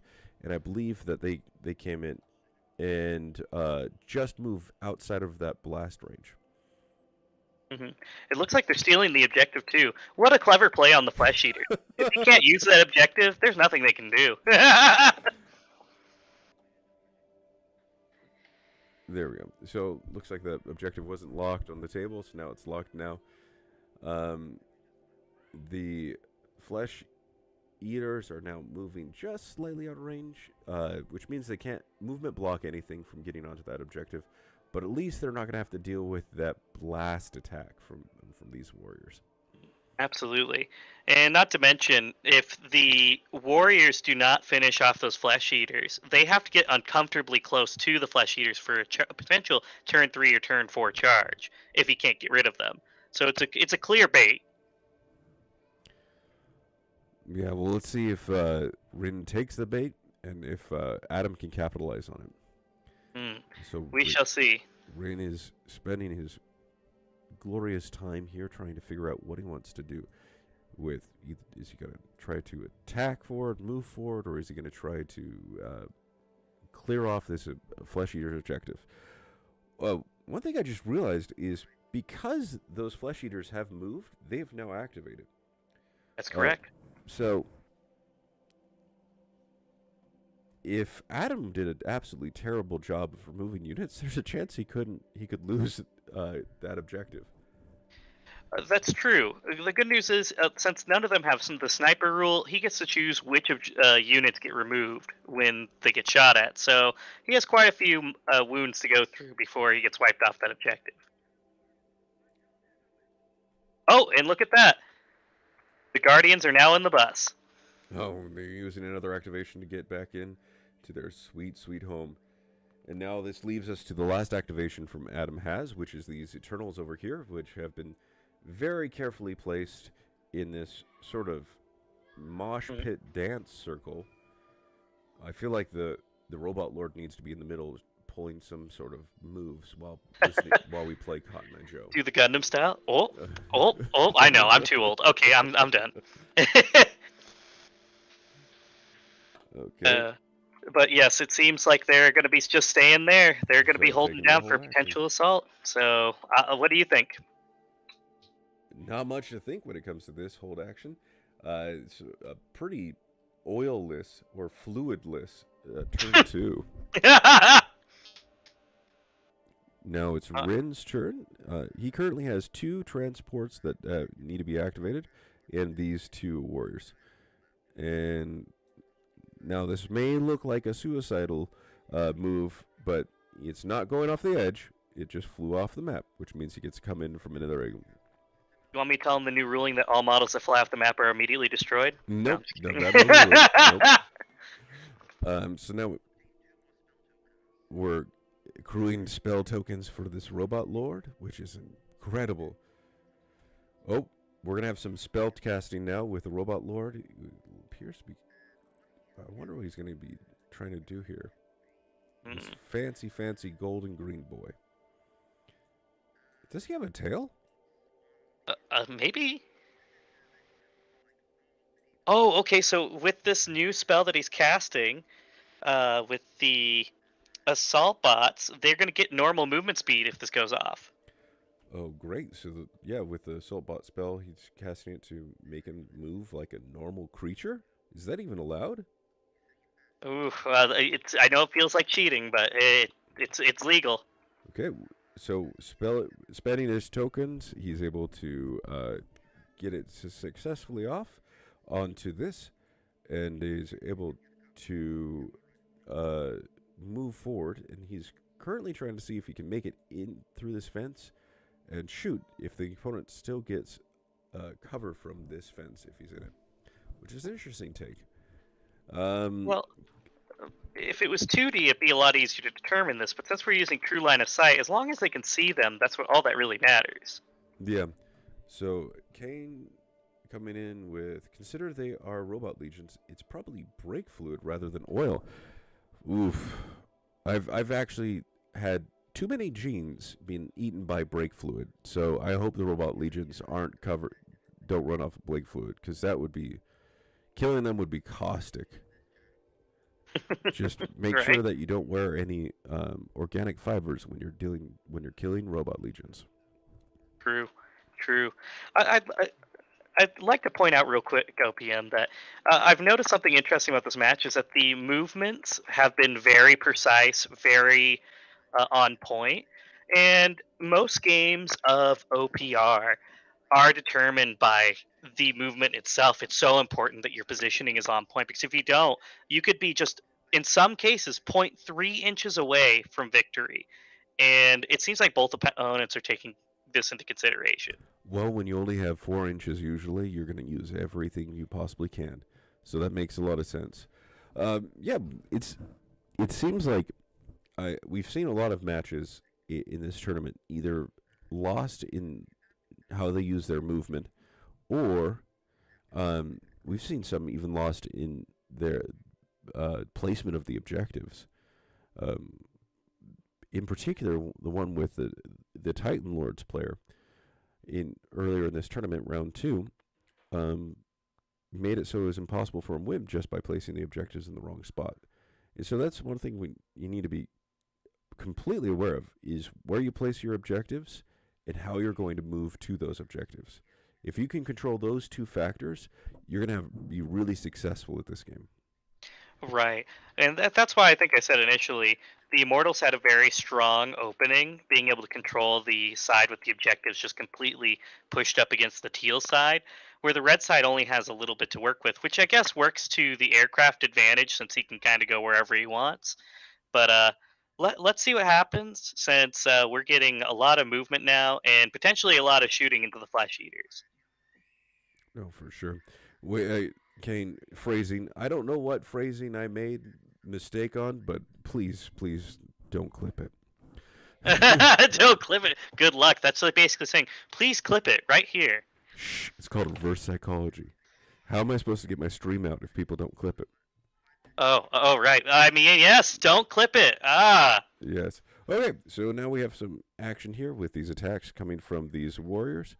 This is Rin coming in with his Gauss rifles, shooting through cover. He has 9 attacks at AP nothing but rending, but then his Flamecaster is 1 attack with his Blast 3 reliable, reliable being 2 ups. So let us see how this goes.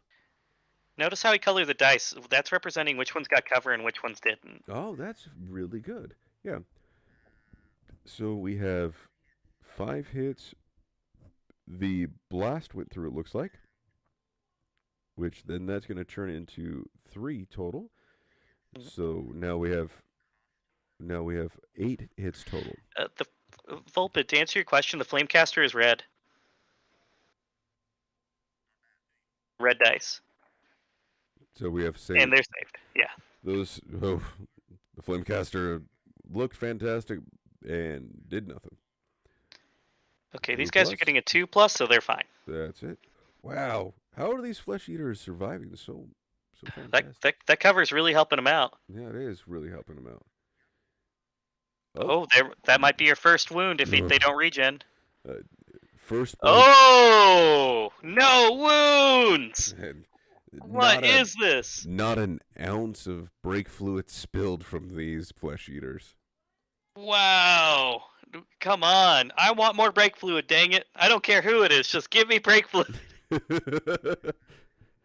Now we have an advance here, which some of them take a tumble. They live in the opposite world. He decided to live in the upside down. They go back to the upside down. They can't make up their decision. And then this one right here, this robot lord, is really deciding to hit that 45-degree angle.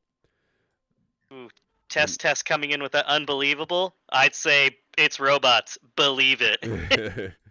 So now we have these robot warriors about to completely blast this Tri-Scorpion Lord. Absolutely. Let's see what happens. We're getting a lot of potential rending coming through. Completely missing the box. We should just declare that all a miss. Joke. Skill issue. Oh, look at that. One rend. Wow. Jinx. Then we have Devious. No, this is very on brand for fighting Adam. Yeah, those flesh eaters really do survive when they shouldn't. Adam must have some special rule as a human being to give additional durability. 2 wounds go through. Got a regen. Let's see what those on a 5-up. Oh, there's a wound. 1 wound. So this Scorpion Lord is now down to 1 wound. He'll have to take a morale check from that shooting. Yeah, let's see if they remember to do the morale check. Oh, yes, they're going to roll morale. See what happens. This could be it for the robots. We don't know. This Tri-Scorpion Lord has been just living its best life so far. Oh, No, nope, the nope. robot rule's coming in. He Dude, passes the morale check automatically, but he has to roll for the remainder of wounds. Any 1, 2s, or 3s are now wounds. oof. Oh, crap. He's still alive, but he took 2 additional wounds out of that, so that was not a good test. I don't know if he's alive because it's a 6-up model. 6-up model. Wow. So 4 wounds on a 6-up model. That is quite. Still, And how is this thing surviving these terrible turns? It is leaking brake fluid like crazy. just put it, it got some of that WD-40 and a little bit of elbow grease. That is very true. So now we have Adam the Fairy controls objective marker 2, 1, and 3. And now, on top of that, he has all objectives. Wow, if you just looked at this map right now, you would say there is no way Rin could possibly recover. But what we know is that these bad boys are going to come on turn 3, and we're going to see what's going to happen. So this is going to be exciting. It's anyone's Of course. match. It still is, and we've still got a unit in ambush, and we don't know if that's deploying yet. I completely forgot about the unit in ambush. This is a good game for the final match of a tournament. Oh, for sure. We'll see if the flesh eaters come in on turn 3. There's a strong chance they could, just because they could be used to contest objectives. But Adam the Fairy may have more nefarious purposes for them. I think I see what you did there with Fairy and Nefarious. That was completely unintentional. Ooh, Volpid saying, at Devious, before starting to play, Adam sacrificed some home appliances to the electronic deities. That's great. Do you want machine cults? Because that's how you get machine cults. They're So gonna would show up robot legions be part of the machine cults? No, I'm just gonna say if you start sacrificing electronic devices like toasters and stuff, they're gonna show up. Home appliances, that's their jam. Oh, for sure. Dude, the suspense is killing me. I really want to know if the ambush units are coming out this round. But yeah, we're. Oh, here it comes. Where are they? Were we gonna see them? He's debating still. Test saying, been going for what, an hour and a half? Cutting it close. That's right. Yes. Cough. Praise the Omnissiah. Oh, and here come those flesh eaters. And where are they going to be? Exactly where we thought they were going to be. I thought he was going to attack the bot swarms. Oh, wait, he actually is? Why is he going after the bot swarms? Wow. And think about it. Since Rin was the one who deployed last, he could potentially activate those flesh eaters. Yeah, so I'm just really intrigued why we placed them there instead of trying to go after maybe these warriors over here or these warriors over here. That's interesting. And then they fell apart. Oh, they're sorry. That's a new ruling. Dead on deployment. They hit the ground, not running. They just hit the ground. Volpad coming in saying Adam's mother is very disapproving. No toasts and smoothies at Adam's house. Oof. Poor Adam. He just no more blenders, no more smoothies. But at least he is able to bring things in and control all 4 objectives. It looks like they're having some hard times trying to place those models. If they right click, let's see. True. Oh, wait. There we go. They were able to lightly place those models down instead of throwing them like a tantruming toddler all over the table. Sounds like you're speaking from experience. I'm speaking from a toddler in the house tantruming right now. I feel for you, friend. I too once had a toddler. Oh wait, she's still 2. So she's still a toddler, kind Okay. Now we're completely flabbergasted by this, Red. But he's attacking the bot swarms. Oh no, those poor bot swarms. Also, test. Can't you set the default lifting height to a lower level? I mean, theoretically, yes, you can. I don't know how to do it, but I know you can. So it turns out that those models actually had an issue with being snapped to grid. And Ah, so when they're being placed down, they're trying to go to the grid. But because the models are also a little top heavy, they just went to every part of the map. So that's what was going on. So even if you did lower the lift height, it would have still sent them kind of tumbling all over the place. Okay, hold so on. I think I'm starting to understand Adam the Fairy strategy here, if you don't mind me chipping in. yes, of course. So if you think about it, with the bot swarms, they have Strider and they're not slow. They can do a full 12-inch charge to start contesting the objective with the Tri-Scorpion Lord. Removing them from play not only removes an activation from him, but it removes a fast unit that was capable of either taking over Objective 1 or the objective on the Tri-Scorpion Lord. So that's a pretty clever play, especially since the Warriors are currently slow again without that spell. Yeah, that that is a fair point. I mean, it is removing an activation if he succeeds at killing these things, as well as removing the Strider. But I don't know if that's the best decision with these transports being able to just come in and drop off at any point. You see, take a look at this. If he succeeds in this combat the way if you notice, he measured 3 inches, which means if he wins, he's planning on moving 3 inches back with the Flesh Eaters, and then he can charge them back into the Tri Scorpion's objective, even if there's something there to contest it. So it's quite an impressive strategy if it works. Thank you, Volpid. Yeah, it's probably a good idea for us to give more weights to stand for them to work with, but you know, we live, we laugh, we love. Sorry, we regenerate. What was it? We regenerate. Hold on, look at that. Oh, Ouch, that's a lot of misses. Wow. wow, that is. You know, we might need to contact the creator of this dice roller and be like, why, just why? Oh, they're not going That's to be dying. that is a that is a lot of saves there, with 2 saves and then regen Whoa. on 5 Only up, 2 wounds. 2 wounds. That doesn't even take one of these models. I don't think. Yeah, no, that's 3 wounds. They can do a full clapback at that rate.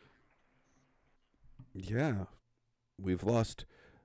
You know, we've hurt these cute little bot swarms, but they're able to attack back with their you know quality 6. So 6 up, 3 attacks each, rending. The rending's going to probably do a lot of heavy lifting here. Right, they can only hit on the rending too, which is crazy. So if he claps back hard enough, the Flesh Eaters could actually lose combat on this.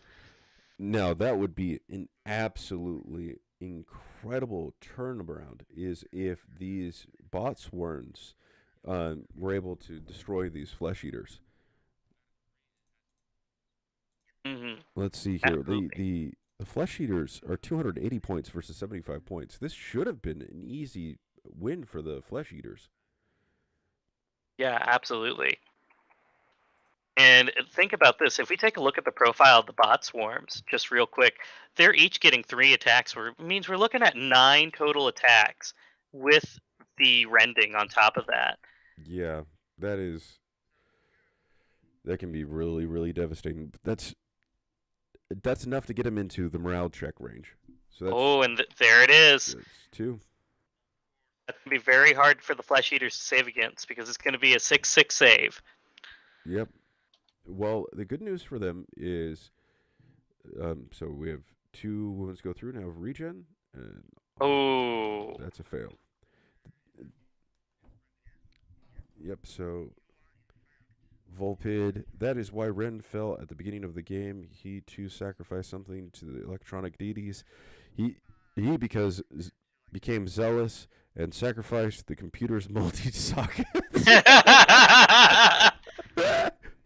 That's great. Should have sacrificed the TV too. Oh, great and powerful IP service provider. Oh, sorry, internet service provider. Please allow me to win this. Uh, Vulpid, he too has earned the favor of metal regeneration. Oh, so they did 2 wounds each?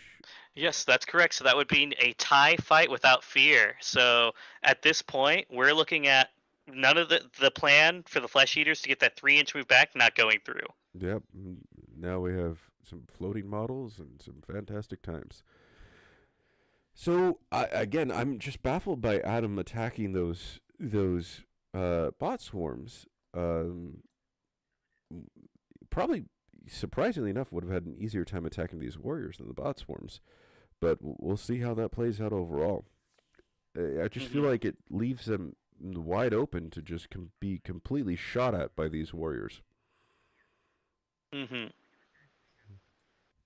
Absolutely. And we're having a quick ruling. It seems that the aircraft forgot to spawn in. They should have spawned at the beginning of the round before the attack happened. But beyond that, it looks like we're clearing this up. Okay. So we're gonna be figuring out the positioning for those, and then I think we'll be good to get started again. Yeah. Oh. So we're basically coming in right where I left off. So I just did a quick 360 and back in play. And we have these. This map is quite.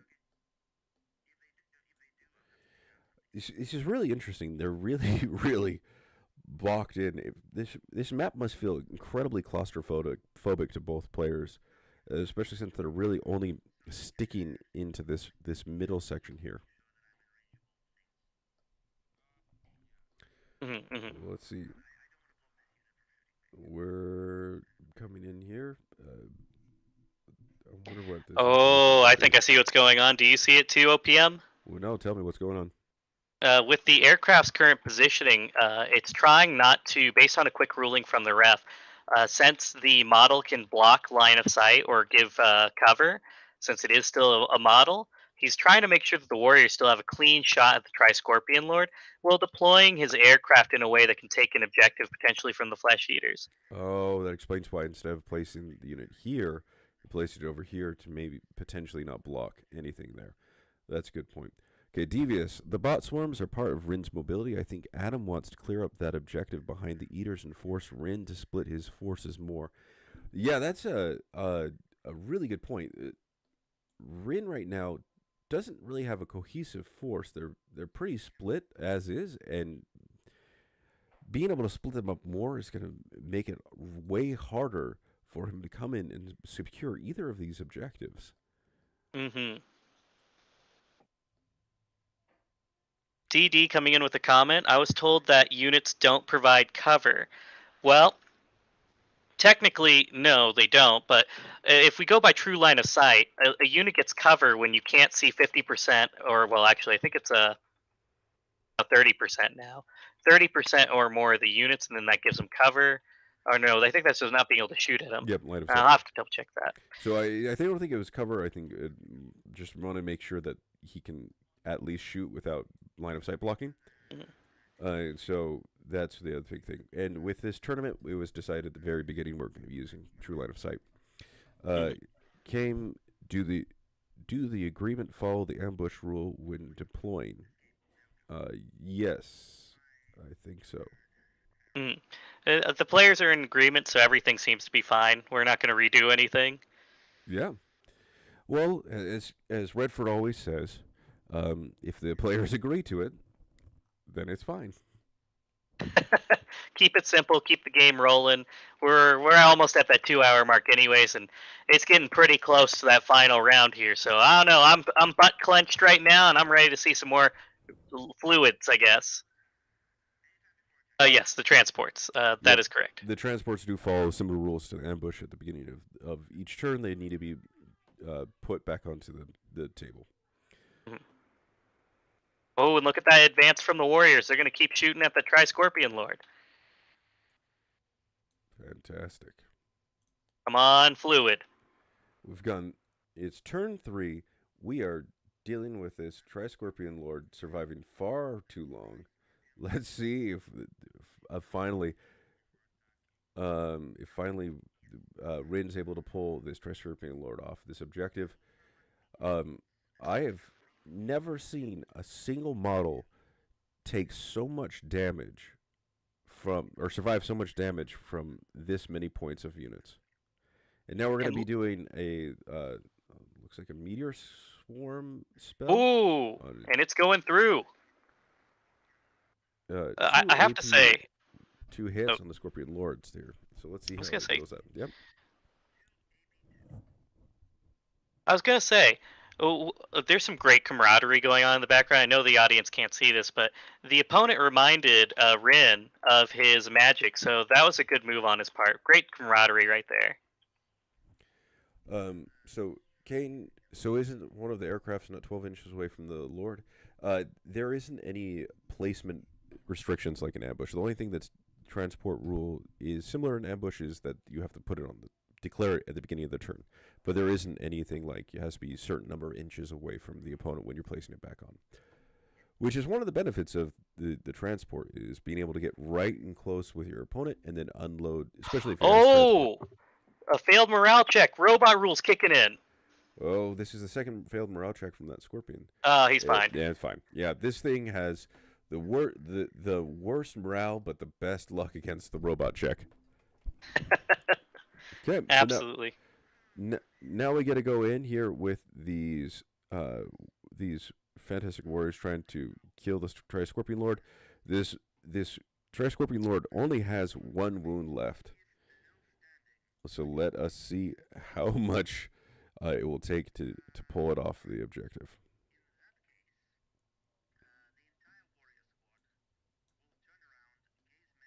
Now, oh, wait a second. We have a change in what we were expecting. So after the spell went off, Rin decided to shoot these flesh eaters, which is an interesting move here. Leaving the Tri-Scorpion Lord most likely going to be wiped off the map by this night transport later on. But let's see. Also, I got a clarification on other units providing cover. It's specifically denied that units grant cover to other units. The majority, more than 50% of models, must be behind or in covered terrain to get cover. Units do block line of sight, but that's about it. They don't actually provide cover. Okay, thank you for that clarification. Oh, thank the OPR Reddit on that one, or the OPR Discord. So now we have those attacks coming from this. That's a lot of hits. Oh yeah, that I don't see him surviving this. We'll see though. Well, Adam's personal special rule that only applies to him is increased durability for some reason. So then we have this includes 3 blast hits. So we're going to be rolling those first. Oh, that's one translating. And yep. Oh, and that's it. He got one. melted. Well, one of things got melted. Let's see what else. Devious. If you can clear the way for that bot swarm, they have a good chance of taking out that Lord and taking the point. That's very true. The bot swarm would then come in if he can clear the way. Exactly. So we have 2 more. And we're going to be doing the saves, I believe, next. Is that right, Redford? Yep. We're doing a few more saves. Okay. Oh, and here he's got a little bit of sixes. regen. Oh, 1 saved. 1 save. So 4 of the flesh eaters have been wiped from the face of this planet. I mean, when I said one of them got melted, got that little flamethrower, going through. Get a little melting going on. I like melting metal. Let's go. I like my flesh eaters bruleed for sure. Bruleed? I don't even know what that is, but it sounds great. Oh, and here comes the robot test. Ooh, we've got the morale test coming. Well, let's see. So that's a failed morale test there, I believe. Yep. So 4 flesh eaters got to do the robot test. Oh, this is gonna be fun. Here we go. Ooh, there's only 1 left now. We have 1 surviving. The swarm is exhausted but has quality 6 anyways. This is now turn 3. So They haven't done anything this turn yet, have they? Or am I? No, they haven't. They're just exhausted. Oh, yeah, yeah. So they still get to move, and now there's enough room that they can actually move around. Like they could skirt around and get into this objective here, avoiding getting into close combat range with that flesh eater. So now the flesh eaters can't even do the plan of movement blocking. That's correct. Not to mention, there's only one left, which is shocking at this point. Yep. So much damage on a turn one drop. So now it's Adam's turn to. If you don't mind me being candid for a second, I think the Flesh Eaters are really underperforming this match. This is the first time in the tournament that they've underperformed, which is absolutely wild. Absolutely. They're still cheap, though, all things considered, point-wise, for only 280 points. That's not terrible, but it's not great either. 280 points compared to 75 points of bot swarms is not cheap when you take that agreed. into consideration. So maybe it's just flesh eaters really hate metal. They've never fought other robot legions. It seems that they might be conflicted. Conflicted indeed. So looks like the players aren't really doing much right now. Do we? Currently, Adam the Fairy is deciding to do with his turn, as he has been really hampered by that last bit of shooting.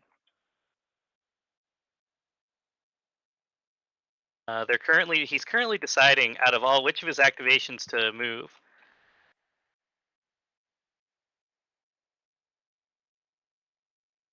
So right now they're just activating their stuff. So that way we know what's been activated. Yeah, we're getting to the point here, Redford, that we might have to just tell them to clean it up because they're running out of time. I hear ya. And also, real quick, check out what Devious has to say. Oh, Devious, let me see what you're saying here, dude. Ren has a lot of rending that taking value away from Adam's regen reliance. He's probably the hardest counter to Adam in the whole tournament. That's probably the hardest counter in the whole tournament. Might be an easy statement because there's, from what we've seen so far, Adam's been a hard counter to everyone else in this tournament. So we'll see what's going on here. So we have an attack from, I believe, the Tri-Scorpion Lord into these warriors. Mm-hmm. With its Annihilation Gun at 2 attacks, AP 1, Blast 3. I mean, they're really cutting it close to that 2-hour mark, like you were saying before. I really want to see what happens. Yeah. Well, we haven't been enforcing the 2-hour limit for this tournament so far, but you know who might enforce the 2-hour limit? My wife. If that's the case, you want me to tell them to keep this going, or? Well, they're keep on going. If you wouldn't mind stepping in and say, hey, please speed it up. But that was a lot of hits. That was nine attacks because of blast. 3 of them were converted into those blasts. 5 went through. So that's 5 potential wounds that need to be regenerated. Oh, that's not good. That is 4 unregenerated wounds. So that is a lot of warriors being removed so far, with Adam finally seeking revenge and taking some units off the table. Oh man, look at that. You're right. Now we have this Tri-Scorpion Lord is completely activated. We have 2 more activations left for Adam, and hold on. Are we seeing what I think we're seeing? Are the bot swarms moving to objective 3? I love Cantus Tropus over here. You hit the 2-hour mark, and the assassins get sent to the players' houses. It's too late. Yes, you must. The match doesn't end at 2 hours. You just have to fight for your life while playing the match. That's right. This is a fight. This is no. They have now entered a Shadow Realm game session. Their lives are now at stake. This is one-page rules, not Yu-Gi-Oh. Okay, we have those robot swarms are. So one of the things I want to call out is how absolutely mentally taxing this game has probably been on both players. Both players have gone through this tournament, and neither of them has had a game last this long, not even close. So this might be really challenging for Rin in particular because he doesn't have as much experience in dealing with these types of situations as Adam does. Mm-hmm. Absolutely. And Devious coming in here with a good comment. Rin's going to Doom Drop to finish off the Scorpion, and the bots to contest the rear objective. Sneaky, sneaky. I might have to agree with him on this one. I mean, especially seeing how those bots can come in towards the end.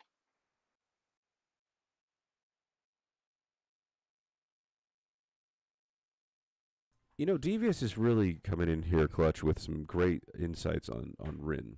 Uh, it, it's almost like he's been coaching Rin this entire tournament. Most likely. Also, I love how Cantus is backing up my Shadow Realm comment. Well, with the they are ancient Egyptian robots. Thank you, Cantus. So Um, I I, would like I, to reinstate the Shadow Realm again. I'm sorry, but the Robot Legions does not have ancient Egyptian iconography. That is the Saurian star hosts with their Oh, cryo pyramids. I guess I'll have to resend that comment then, since you are the lore guy. Yeah, Devious. Rin does have his signature move, the turn 4 smash and grab. Um, Unfortunately, there's a lot of grabbing that needs to happen for turn 4. So let's Oh, see. and here comes some of that shooting. This is Rin coming in with his warriors, attacking these flesh eaters. That is. Okay, that's a lot of hits there. No, Ooh, there's actually a good comment here coming from Big Rar. Has Rin Vale lost any units in their entirety? If so, a 2-2 objective spread really favors them. And the answer is no. No one, as far as I know, no one has lost a single unit. So in a tie, it would be considered a full blown tie at this point. is that true? Yeah, no one's lost any units because technically the Tri-Scorpion Lord was attached to the Eternal, so those points are only counted until the Tri-Scorpion Lord goes. Yeah, that is completely true. Yeah, so the other thing is it's both these armies have lost, I think, at most 2 units this entire tournament in any given match. So that we've got durable versus durable. Devious with I've known Rin a long time, and we've played a lot of PvP strategy games. At this point, I'm very familiar with his Sharingan. They've activated their Shadow Realms, their Sharingans, their Ninjutsus. What's next? Yeah, at this point, it might be a full-blown Rinnegan. There A we go. full- I'm going full nerd on you all. Okay, so we have the Flesh Eaters activating and moving an absolutely devastating distance of like 4 inches. Oh no, the 4-inch move. He's blocking the objective. This might be really important here. The objective blocker, to the movement blocking, especially since it's really setting up for that turn 4. Everything is within that rushing distance to get into contesting this objective. So Adam's really planning out for turn 4. Absolutely. We're getting ready to see the Exodia being played, just like chat is saying. The dyslexia is killing some people, though, so we'll see if Exodia can be played. Yep. Devious with Ya and Rin and Kaide are like my nerd brothers. I drag them into this, and I gotta be cool, the cool mentor. Calm down, Kakashi. Kakashi. Cantus, Rin's pulling out the reality marble. Ooh, I love that. That's a good reference to Fate Stay Night. Thank you for clarifying that, because I was just completely lost. I am a nerd, but I'm not nerd enough to even tackle Fate. That's okay. Reality Marble is very similar to a domain expansion. If you know what that is. Oh, is this turning into an anime stream, or what's going on here? It's fine. I'll leave. It's Oh, okay. it is. We have we have another dance circle around objective marker 3. We have one around objective marker 2. Will he fill out objective marker 1 with a dance circle? Adam's classic dance moves. Such a terrible, terrible thing I just said there. Anyways, we have Rin coming in with his other transport, going in for the attack onto the Tri-Scorpion Lord. We'll see if he's able to actually kill it this time.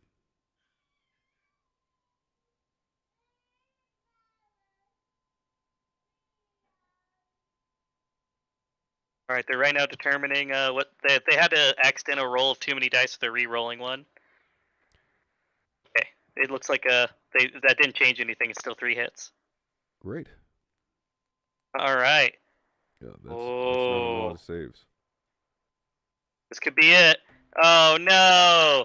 He stuck out, but he couldn't stick the landing. It's really hard not to take one wound from all of that, but he successfully, look at this, all of this break fluid all over objective marker 4. This is a pivotal moment, because this means that Rin might be controlling his first objective in the last 2 turns. Well, taking a look at the comment section with Devious, if that Scorpion survives the match, I might actually cry. Well, don't worry, you got your wish. That is very true. The robot lords are not so overpowered that Scorpion Lord could survive completely unobstructed. Mm-hmm. OPM, if you take a look at this current situation and what's going on, this is now opening up for a tie play, and it is going to be favoring Rin at this point, because he just took out over 500 points of Adam the Fairy's army in that one move. And without any points to claim on Adam the Fairy side, a tie is favoring Rin. That's a really good point, because that's over 600 points in actuality. It's 600 points. I was way off. Yeah, so the Eternals are at 430 points, and the Tri-Scorpion Lords, my math is wrong. Never mind. Anyways, It's a lot of points.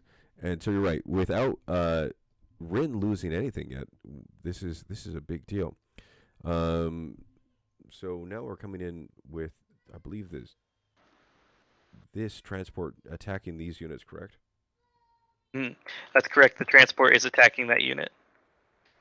And if we really think about it, at this point, if that random flesh eater towards the that's closer to objective 4, if that flesh eater can't survive and can't contest objective 4, then it is going to lead to a tie game, because I see very little possibilities that if you think about it, if the Warriors manage to rip off the Flesh Eaters on Objective 3, or even Objective 1 in this case, this could be a little rough. Yeah, this could be really rough. We're near the end of turn 3, and we've lost 1 unit. The likelihood of Rin being able to wipe this squad of Flesh Eaters is not likely in turn 4. Right, but we may see a better chance with the squad of Guardians coming out of the transport to attack the Warriors. So that's going to be an interesting melee combat that will be happening. Potentially, as long as the ship doesn't get shot out of the sky. Yeah, I completely agree with you there. But those Flesh Eaters have been absolutely resistant to everything. And while we've been talking about all of this, they've resolved an entire combat and have removed, I believe, 2 of these warriors. Right. Also, Devious coming in clutch with that comment. Robot Lords are not that OP. Set in a finals match with 2 Robot Lord players. Yes. If they were truly OP, they're devious. The semifinals would also have been full of them. They were? Wait, hold up. Whoops. That's 4, I believe, completely removed for 5. Oh man, And that's now, really softened them up for the melee. now we're coming in for this very, very interesting um, uh, scene here of this massive cannon just looking down at these fleshy eating boys. And now we're going to be firing everything from the night transport into those flesh eaters. And we're going to be able to see how well Rin is going to be able to clear off this objective. So that's 6 attacks AP1 Flux and 6 attacks Rending. Devious, like we didn't only have 2 Robot Legion players in the lineup. Hey, that's a fair point. And they all made it to the finals. So that's a 3-up. So that's about half of the attacks we're able to get through and become actual hits. One of the Flux actually went through with a 6, I believe. Mhm. And so now let's see what happens with this block. Let's see how many survive. Ooh. And they survive that line of attacks. Yep, Let's see if they those can were survive. the extra Flux attacks. Uh-oh. That's a fail. Let's see if there's a regen. Oh, Yeah, he's fine. That's a regen. That's a lucky regen there. All right, let's see how they survive the AP1. AP1 means they're saving on a 4, so... Oh no! That's 3. So that's 1 wound there. So that's 1 wound. Wow, so tough. I was telling you this right off the bat, there, Redford, that I'm very skeptical that these flesh eaters will be able to be destroyed by the end of this. Very true. Oh, and here comes that charge I was talking about. This is what I've been waiting for. Let's see some fluid. Cantus, counterpoint, we only have 2 RL players. Yep. There's 2. You know, it's not every day that the only 2 of a faction make it into the finals, but you know, it's every tournament I've ever ran. Volpid, what a great way to sacrifice home appliances. I've never seen so many toasters fight before. These are some mighty toasters. And this one right here, I believe that is, it may say Annihilator Lord, but I'm pretty sure that's an air fryer. Air fryer? I want to see a deep fryer. Which one's the deep fryer? That was the Scorpion Lord. That was already pulled off. Well, he got deep fried, that's for sure. So then we have the attacks coming in here from Rin with the Guardians. Guardians with their AP1 rending, very deadly. Yep. No, they don't have deadly. I see what you did there, but you know what I meant. Yes. And then on top of that, we have the Annihilator Lord coming in with his, measly 3 attacks, but it adds. Ooh, and look at that. Look at some of those rends that go through. Yep. So those blue 6s become AP4. And then he is hitting on 3-ups.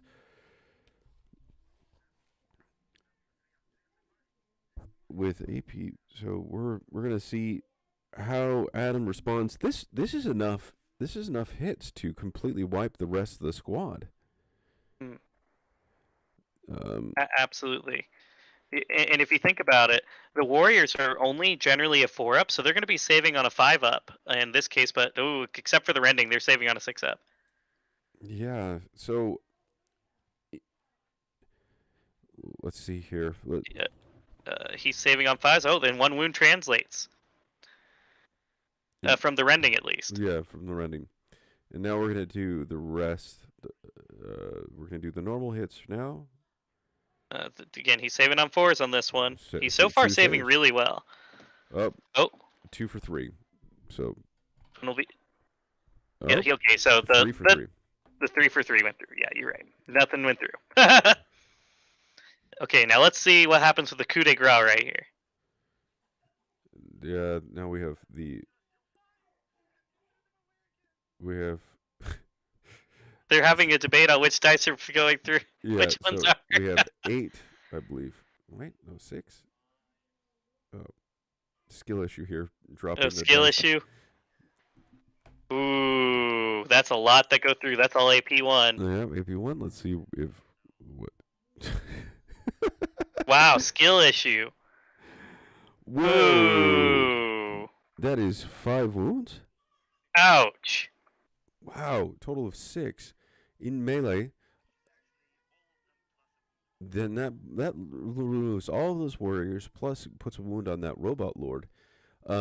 Is that robot lord even in melee distance?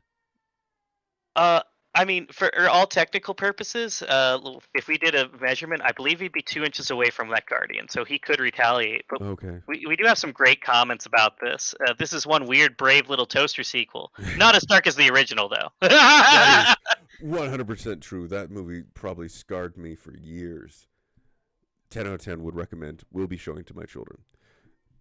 Absolutely, and here we go. We're going for I believe he's trying to swing back. You have the robot lord here. Oh, that was a morale check. Oh, so he passed. Yeah, so decide that they can't hit. So lost combat passes morale. But this is actually really important here. We have nothing went through. The end of the turn consolidation and a combat consolidation. Rin can actually consolidate into this objective, couldn't he? Yes, he could do the 1-inch move as long as it's out of base contact, which it would be, to get into this objective, which would be an incredible steal. Let's see. It looks like they forgot about their consolidation. If you take a quick look at the map, he is actually touching that objective with one of the guardians. So yeah, that's true.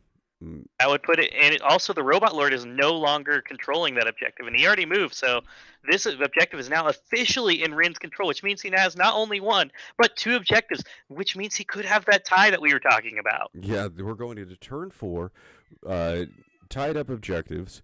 This is not how I thought this game would go, but we're now into turn 4 with Adam going first. He has 1, 2, 3 activations left. Oh, there's the 4th. He has 1 more, so he has 1 little dude there. And now we have Adam deciding to leave the safety of objective marker 2, and he is running as fast as his little robot legs can. And that's 4 inches. But it puts him in range of this Guardian squad with the safety fence providing some cover. And what we're looking at right now is this is a final attempt to secure a victory in a tie. If Adam the Fairy can wipe out enough of his units, or at least, yeah, because he can't morale check them, they'll always pass. But if he can wipe out enough units, then he can secure a victory on a tie. But this will be very difficult. He has a lot of points he has to catch up with. Yeah, no, it's very true. If it goes to tied, so if nothing changes and there's no objectives changing hands, this win goes to Rin because Adam has lost more units than Rinvale has. So now we have our 20, I believe, with plenty of attacks coming in. Oh my gosh! Whoa, that's a lot of 5s. Wow. That's going to be difficult to survive. Devious saying, funnily enough, this is fairly close to what I assumed would happen if rolls didn't go too badly. You must really hate that dice roller if you said this match doesn't have that bad of dice. Okay, so these are AP0 shots. 4 are rending with AP4. The rest are regular rending. So, oof. Oh wow, that's a lot of wounds coming through. That is to say the least. Now let's see how many can get saved here. We're saving Sure. up So on let's. 6s, and that's 1. So that's 6 wounds. Mm-hmm. Let's double check that. Yep, and a regen on a 6-up. Regen on 6-up. Ooh, skill issue. Skill issue.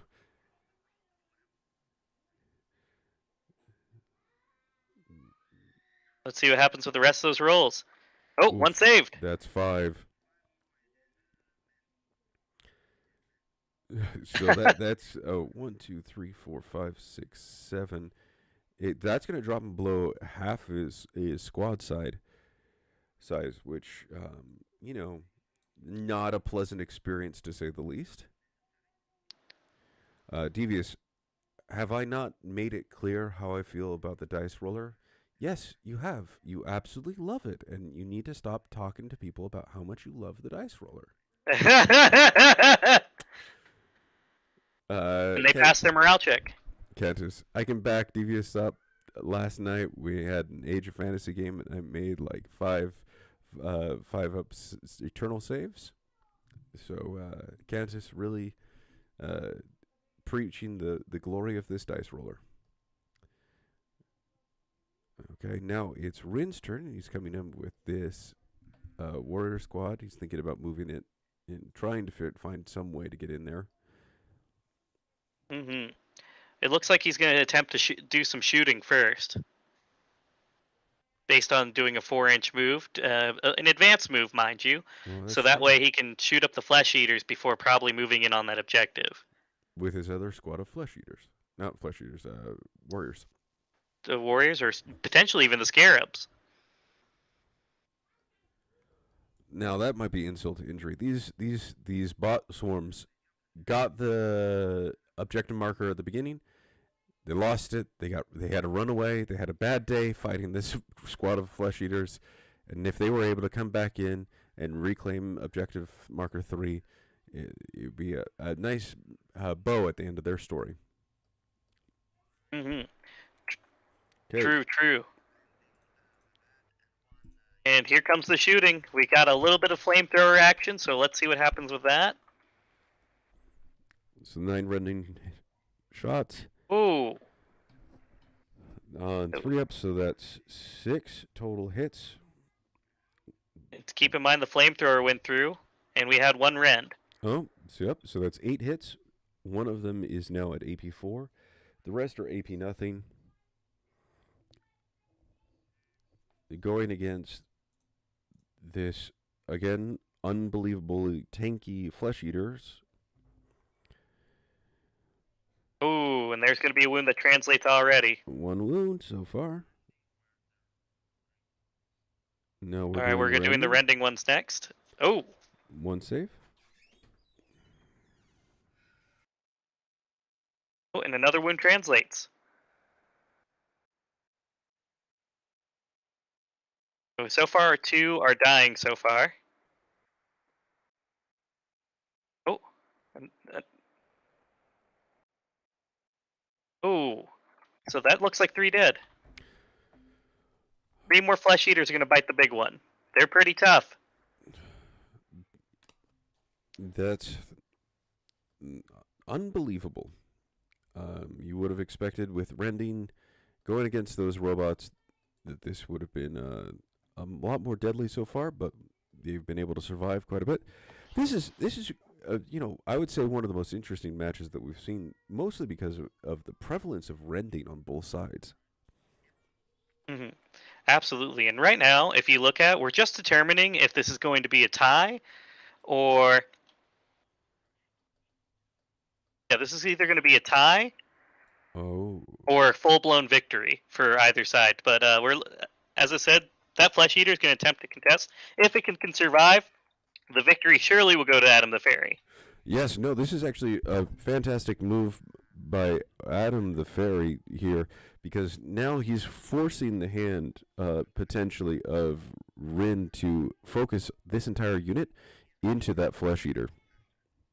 Maybe, or he might be risking it with these Guardians, because these Guardians might not be able to take that Flesh Eater. So it looks like he's going to try to cast his spell, potentially, and he's going to try to make his unit faster, bringing him up to the 6-inch move, and he fails. Mm-hmm. And just to answer the question from Comms at morale check on the Flesh Eaters, I believe that already happened, but I may have missed that this time around. Either way, the players don't seem too bothered about it, so I think even the ref didn't catch it, so it seems like it might have already happened. Yeah, this is what I was talking about from before. Both players are not used to having a game last this long in this tournament, and so we're going to start seeing potentially more mistakes like this going forward, which could be pretty hefty. Because if they failed that morale, that objective might have been completely cleared off at this point. Correct. And after all, we're just the commentators. We've already got some professional refs in the ring, so if that was missed, it would have been caught. Yep. Okay. The devious, and this is why I swapped my Dark Elves for Flesh Eaters. Smart. And hey, here we go. They're checking range for all the guns. It looks like he just barely has distance. Nope.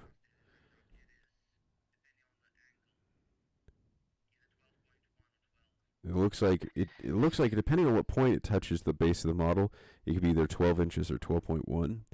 And they're asking the ref to come in and make that. So the ref's gonna make the call whether the Flamecaster's in range or not. Yeah, this is an instance where the Pythagorean theorem is really a fun one, because we're trying to find the hypotenuse of this triangle here. I wish I was high on hypotenuse. Oh gosh. I've always wanted to say that.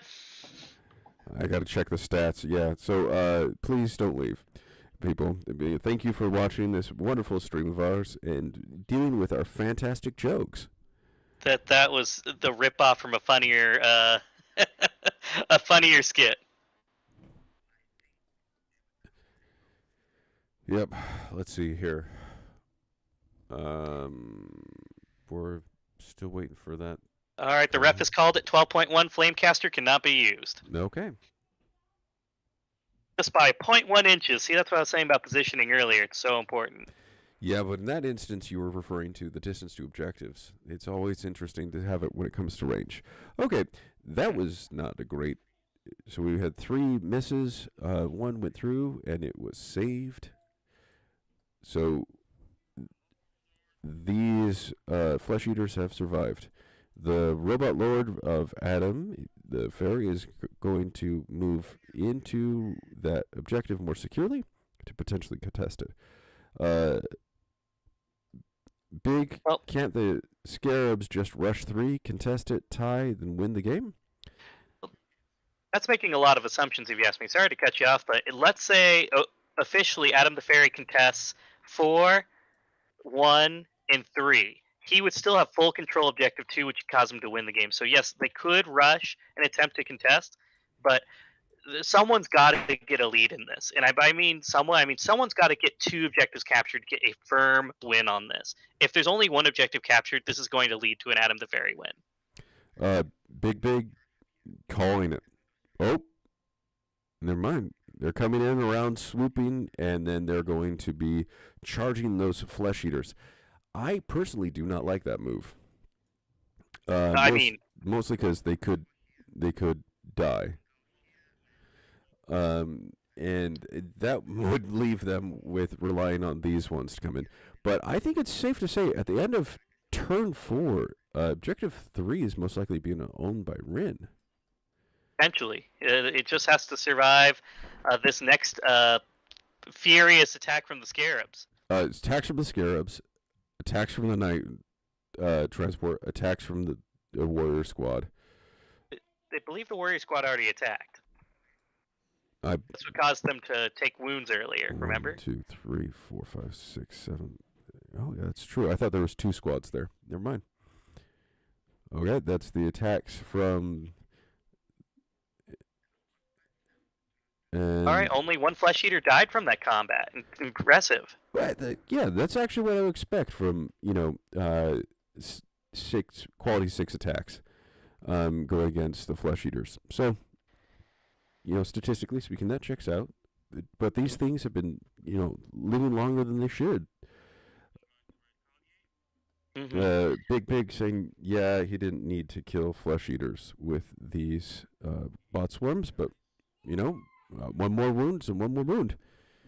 Big actually has a point that I think is missed by Rin. Rin, he could have just contested the objective, and that's it.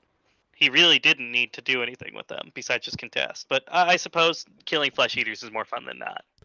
Yeah, well, let's see here. So, if he pulls this flesh eater off, which he most likely will, he ends up owning this objective, and then you have to kill it. No. Hmm? Well, he has to get rid of the scarab swarm that's on the objective. No, I said Rin. Oh, right. Sorry. Yep. So, this one, objective marker 4. Rin has a chance of capturing that one. Capturing this one.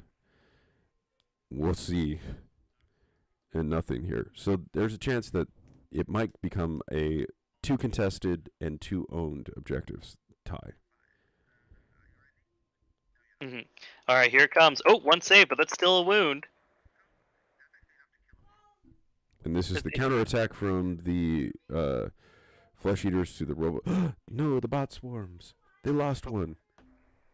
So there's going to be no morale check because it is a draw. They both only did 1 wound to each other, which means this objective is officially going to be in a contested state at this rate. Yeah. Since the flyers are going to have to move before they shoot, and I really doubt with that 30-inch move they'll be in range for any of their attacks. That is fair. And now we have a charge over here on objective marker 1 against the robot lord. Oh, poor robot lord's only got 2 wounds left too, so this is going to be tough. This is that annihilator lord. Let's see here. It might come down to that annihilator lord helping out with its 3 attacks, but there's three guardians here with their AP1 2 attacks rending, so that's 6 rending attacks with 3 regular coming from the robot lord. Oh my goodness! So that's 4 AP1s with 1 regular hit. We're doing the regular right now. That's a save. This could be it. These are saving on 4-ups. Oh no! That's 3 wounds that need to be saved on 4s with regen. It's going to be on a 5-up. Oh, he took a wound. That's 1 wound. Still alive. Oh my goodness. He's still alive, but he needs to pull off a wound on the opposing models if he doesn't want to get morale checked. That's true. Also, you're coming off a little muffled based on what Chas is saying. Oh, my apologies. Let's see here. Sounding muffled, yes, test. I also might be sounding tired because I'm technically sick. This is it. Regen? 5 up. So. Oh, no wounds, so he's gonna have to take the morale check. So yes, that robot lord by Adam. Oh no, this is it. If he rolls a 3, it's over. Oh, he's fine. He's fine. No way. Move. Oh my goodness. Dude. That is now a contested objective, most likely. It's contested. Yeah. I just don't know if there's any way to put another wound on that robot lord. They can't because the flyer's got 30-inch movement it's got to do, so that's it. Rin's always come up with some crazy shenanigans when it comes to the flyer placement, so I'm not ruling him out yet being able to have a flyer figure out some way to hit that thing. Maybe, but it's going to be difficult. So this is the Guardians from Rin going in with 3 AP1 Rens against this Flesh Eater. It's saving on 4s. That's 2 that need to be saved on 6s. This is it's gone. All right, so with 2 contested objectives and 1 officially controlled by. Yep. Oh, he flew off. Yep. There we go. This is a tied game. Are we sure it's tied? Yep, that's it. That's the end of turn 4. It's a tied game. 2 tied game. contested, 1 control. Rin hasn't lost a single unit though. That's correct, which would lead to this game going to Rin in the end.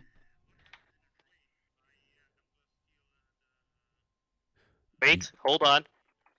The Flesh Eaters are potentially going to make a move. Okay. If the Flesh Eaters can remove the bot swarms... Oh my goodness. The last activation of the game.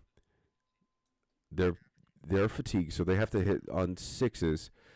They need to take out 6 wounds off of these bot swarms. These Flesh Eaters, they have just enough attacks? Maybe? Nope. We're only able to deliver 1 wound to the robot swarms. But he has to do a morale check, which he only saves on a 6-up.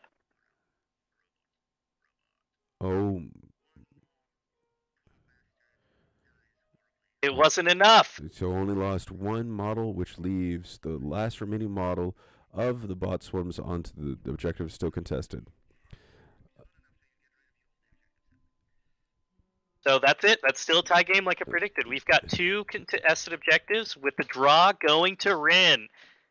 Big. Yep, you're right. Tie favors whoever did more damage, but this is specifically more damage to the most units completely destroyed. Completely destroyed, correct. So with the fact that Rin has only lost 0 units and Adam has lost 2, this is a big deal, and I think we're about to call it here.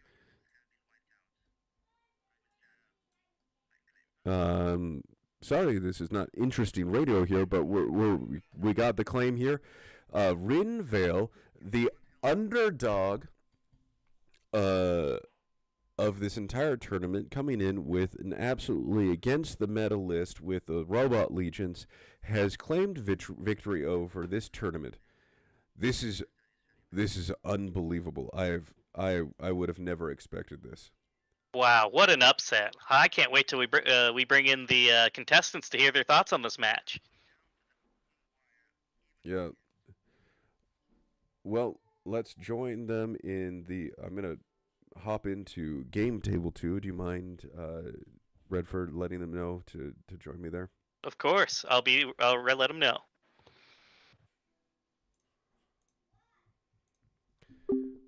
Well, thank you, everyone, for watching this fantastic match. We're hoping to be able to get some words from our players here, Rin Vale and... Hello, Rin. Congratulations. Let's see if everyone can hear you, I believe.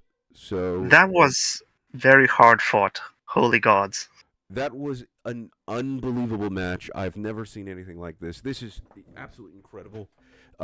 Absolutely using the mobility of the Robot Legion, which I didn't think it existed, to its extreme. You started turn 4 with, what, 0 owned objectives? Yes. Holy cow. That and then you went on top of that, you claimed 2 objectives, contested a 3rd. No. Yet. Wait, no, I think I started turn 4. Didn't I kill the Lord on objective on the sideways objective, the Tri-Lord? I think that was turn 3. So I started turn 4 with 1 objective. That is very true. So you had 1 objective there. And then you got 2 contested, forcing the tie. And what's incredible is you killed 2 units off of the almost unkillable army. So that congratulations there with your win. Yeah. Honestly, the harshest bit I think was what it came down to such a wire in 2 locations. Objective 4 with the single flesh what's it called? Flesh Eaters? Flesh Eater on it. Because if my guys, and they've been rolling questionably, if my guys couldn't get him off, that's it, GG. Yeah. And the second part, weirdly enough, the exhausted Flesh Eater unit charging the Scarabs was a huge threat. Yeah, just had enough attacks to actually To do it, to just right? do it. It was so close. Well, Adam, thank you very much. That was an incredibly fought game. I've enjoyed every single Yeah, one of your matches. How are you feeling? yeah. I played. I went well. Happy of the result anyway. Yeah. This was an incredibly hard fought and long match. It was exhausting for me to commentate on them. I can't imagine what it would have been like for you guys to play. Oh, that was very, very scary, very tense, and like every decision mattered. It was kind of amazing. Yeah. Adam, you are a wonderful and very strong opponent. Yeah.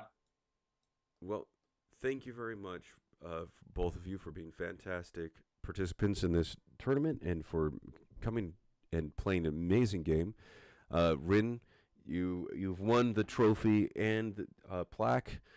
Adam, you've won your second place plaque, and so I'll be finishing those up, making them, and I'll be shipping them out to you. So watch out for an email when I ask how you want that to be delivered. But thank you so much for playing, and congratulations again, Rin. Thank you very much. I now need a long drink and a rest. Yeah. Me too.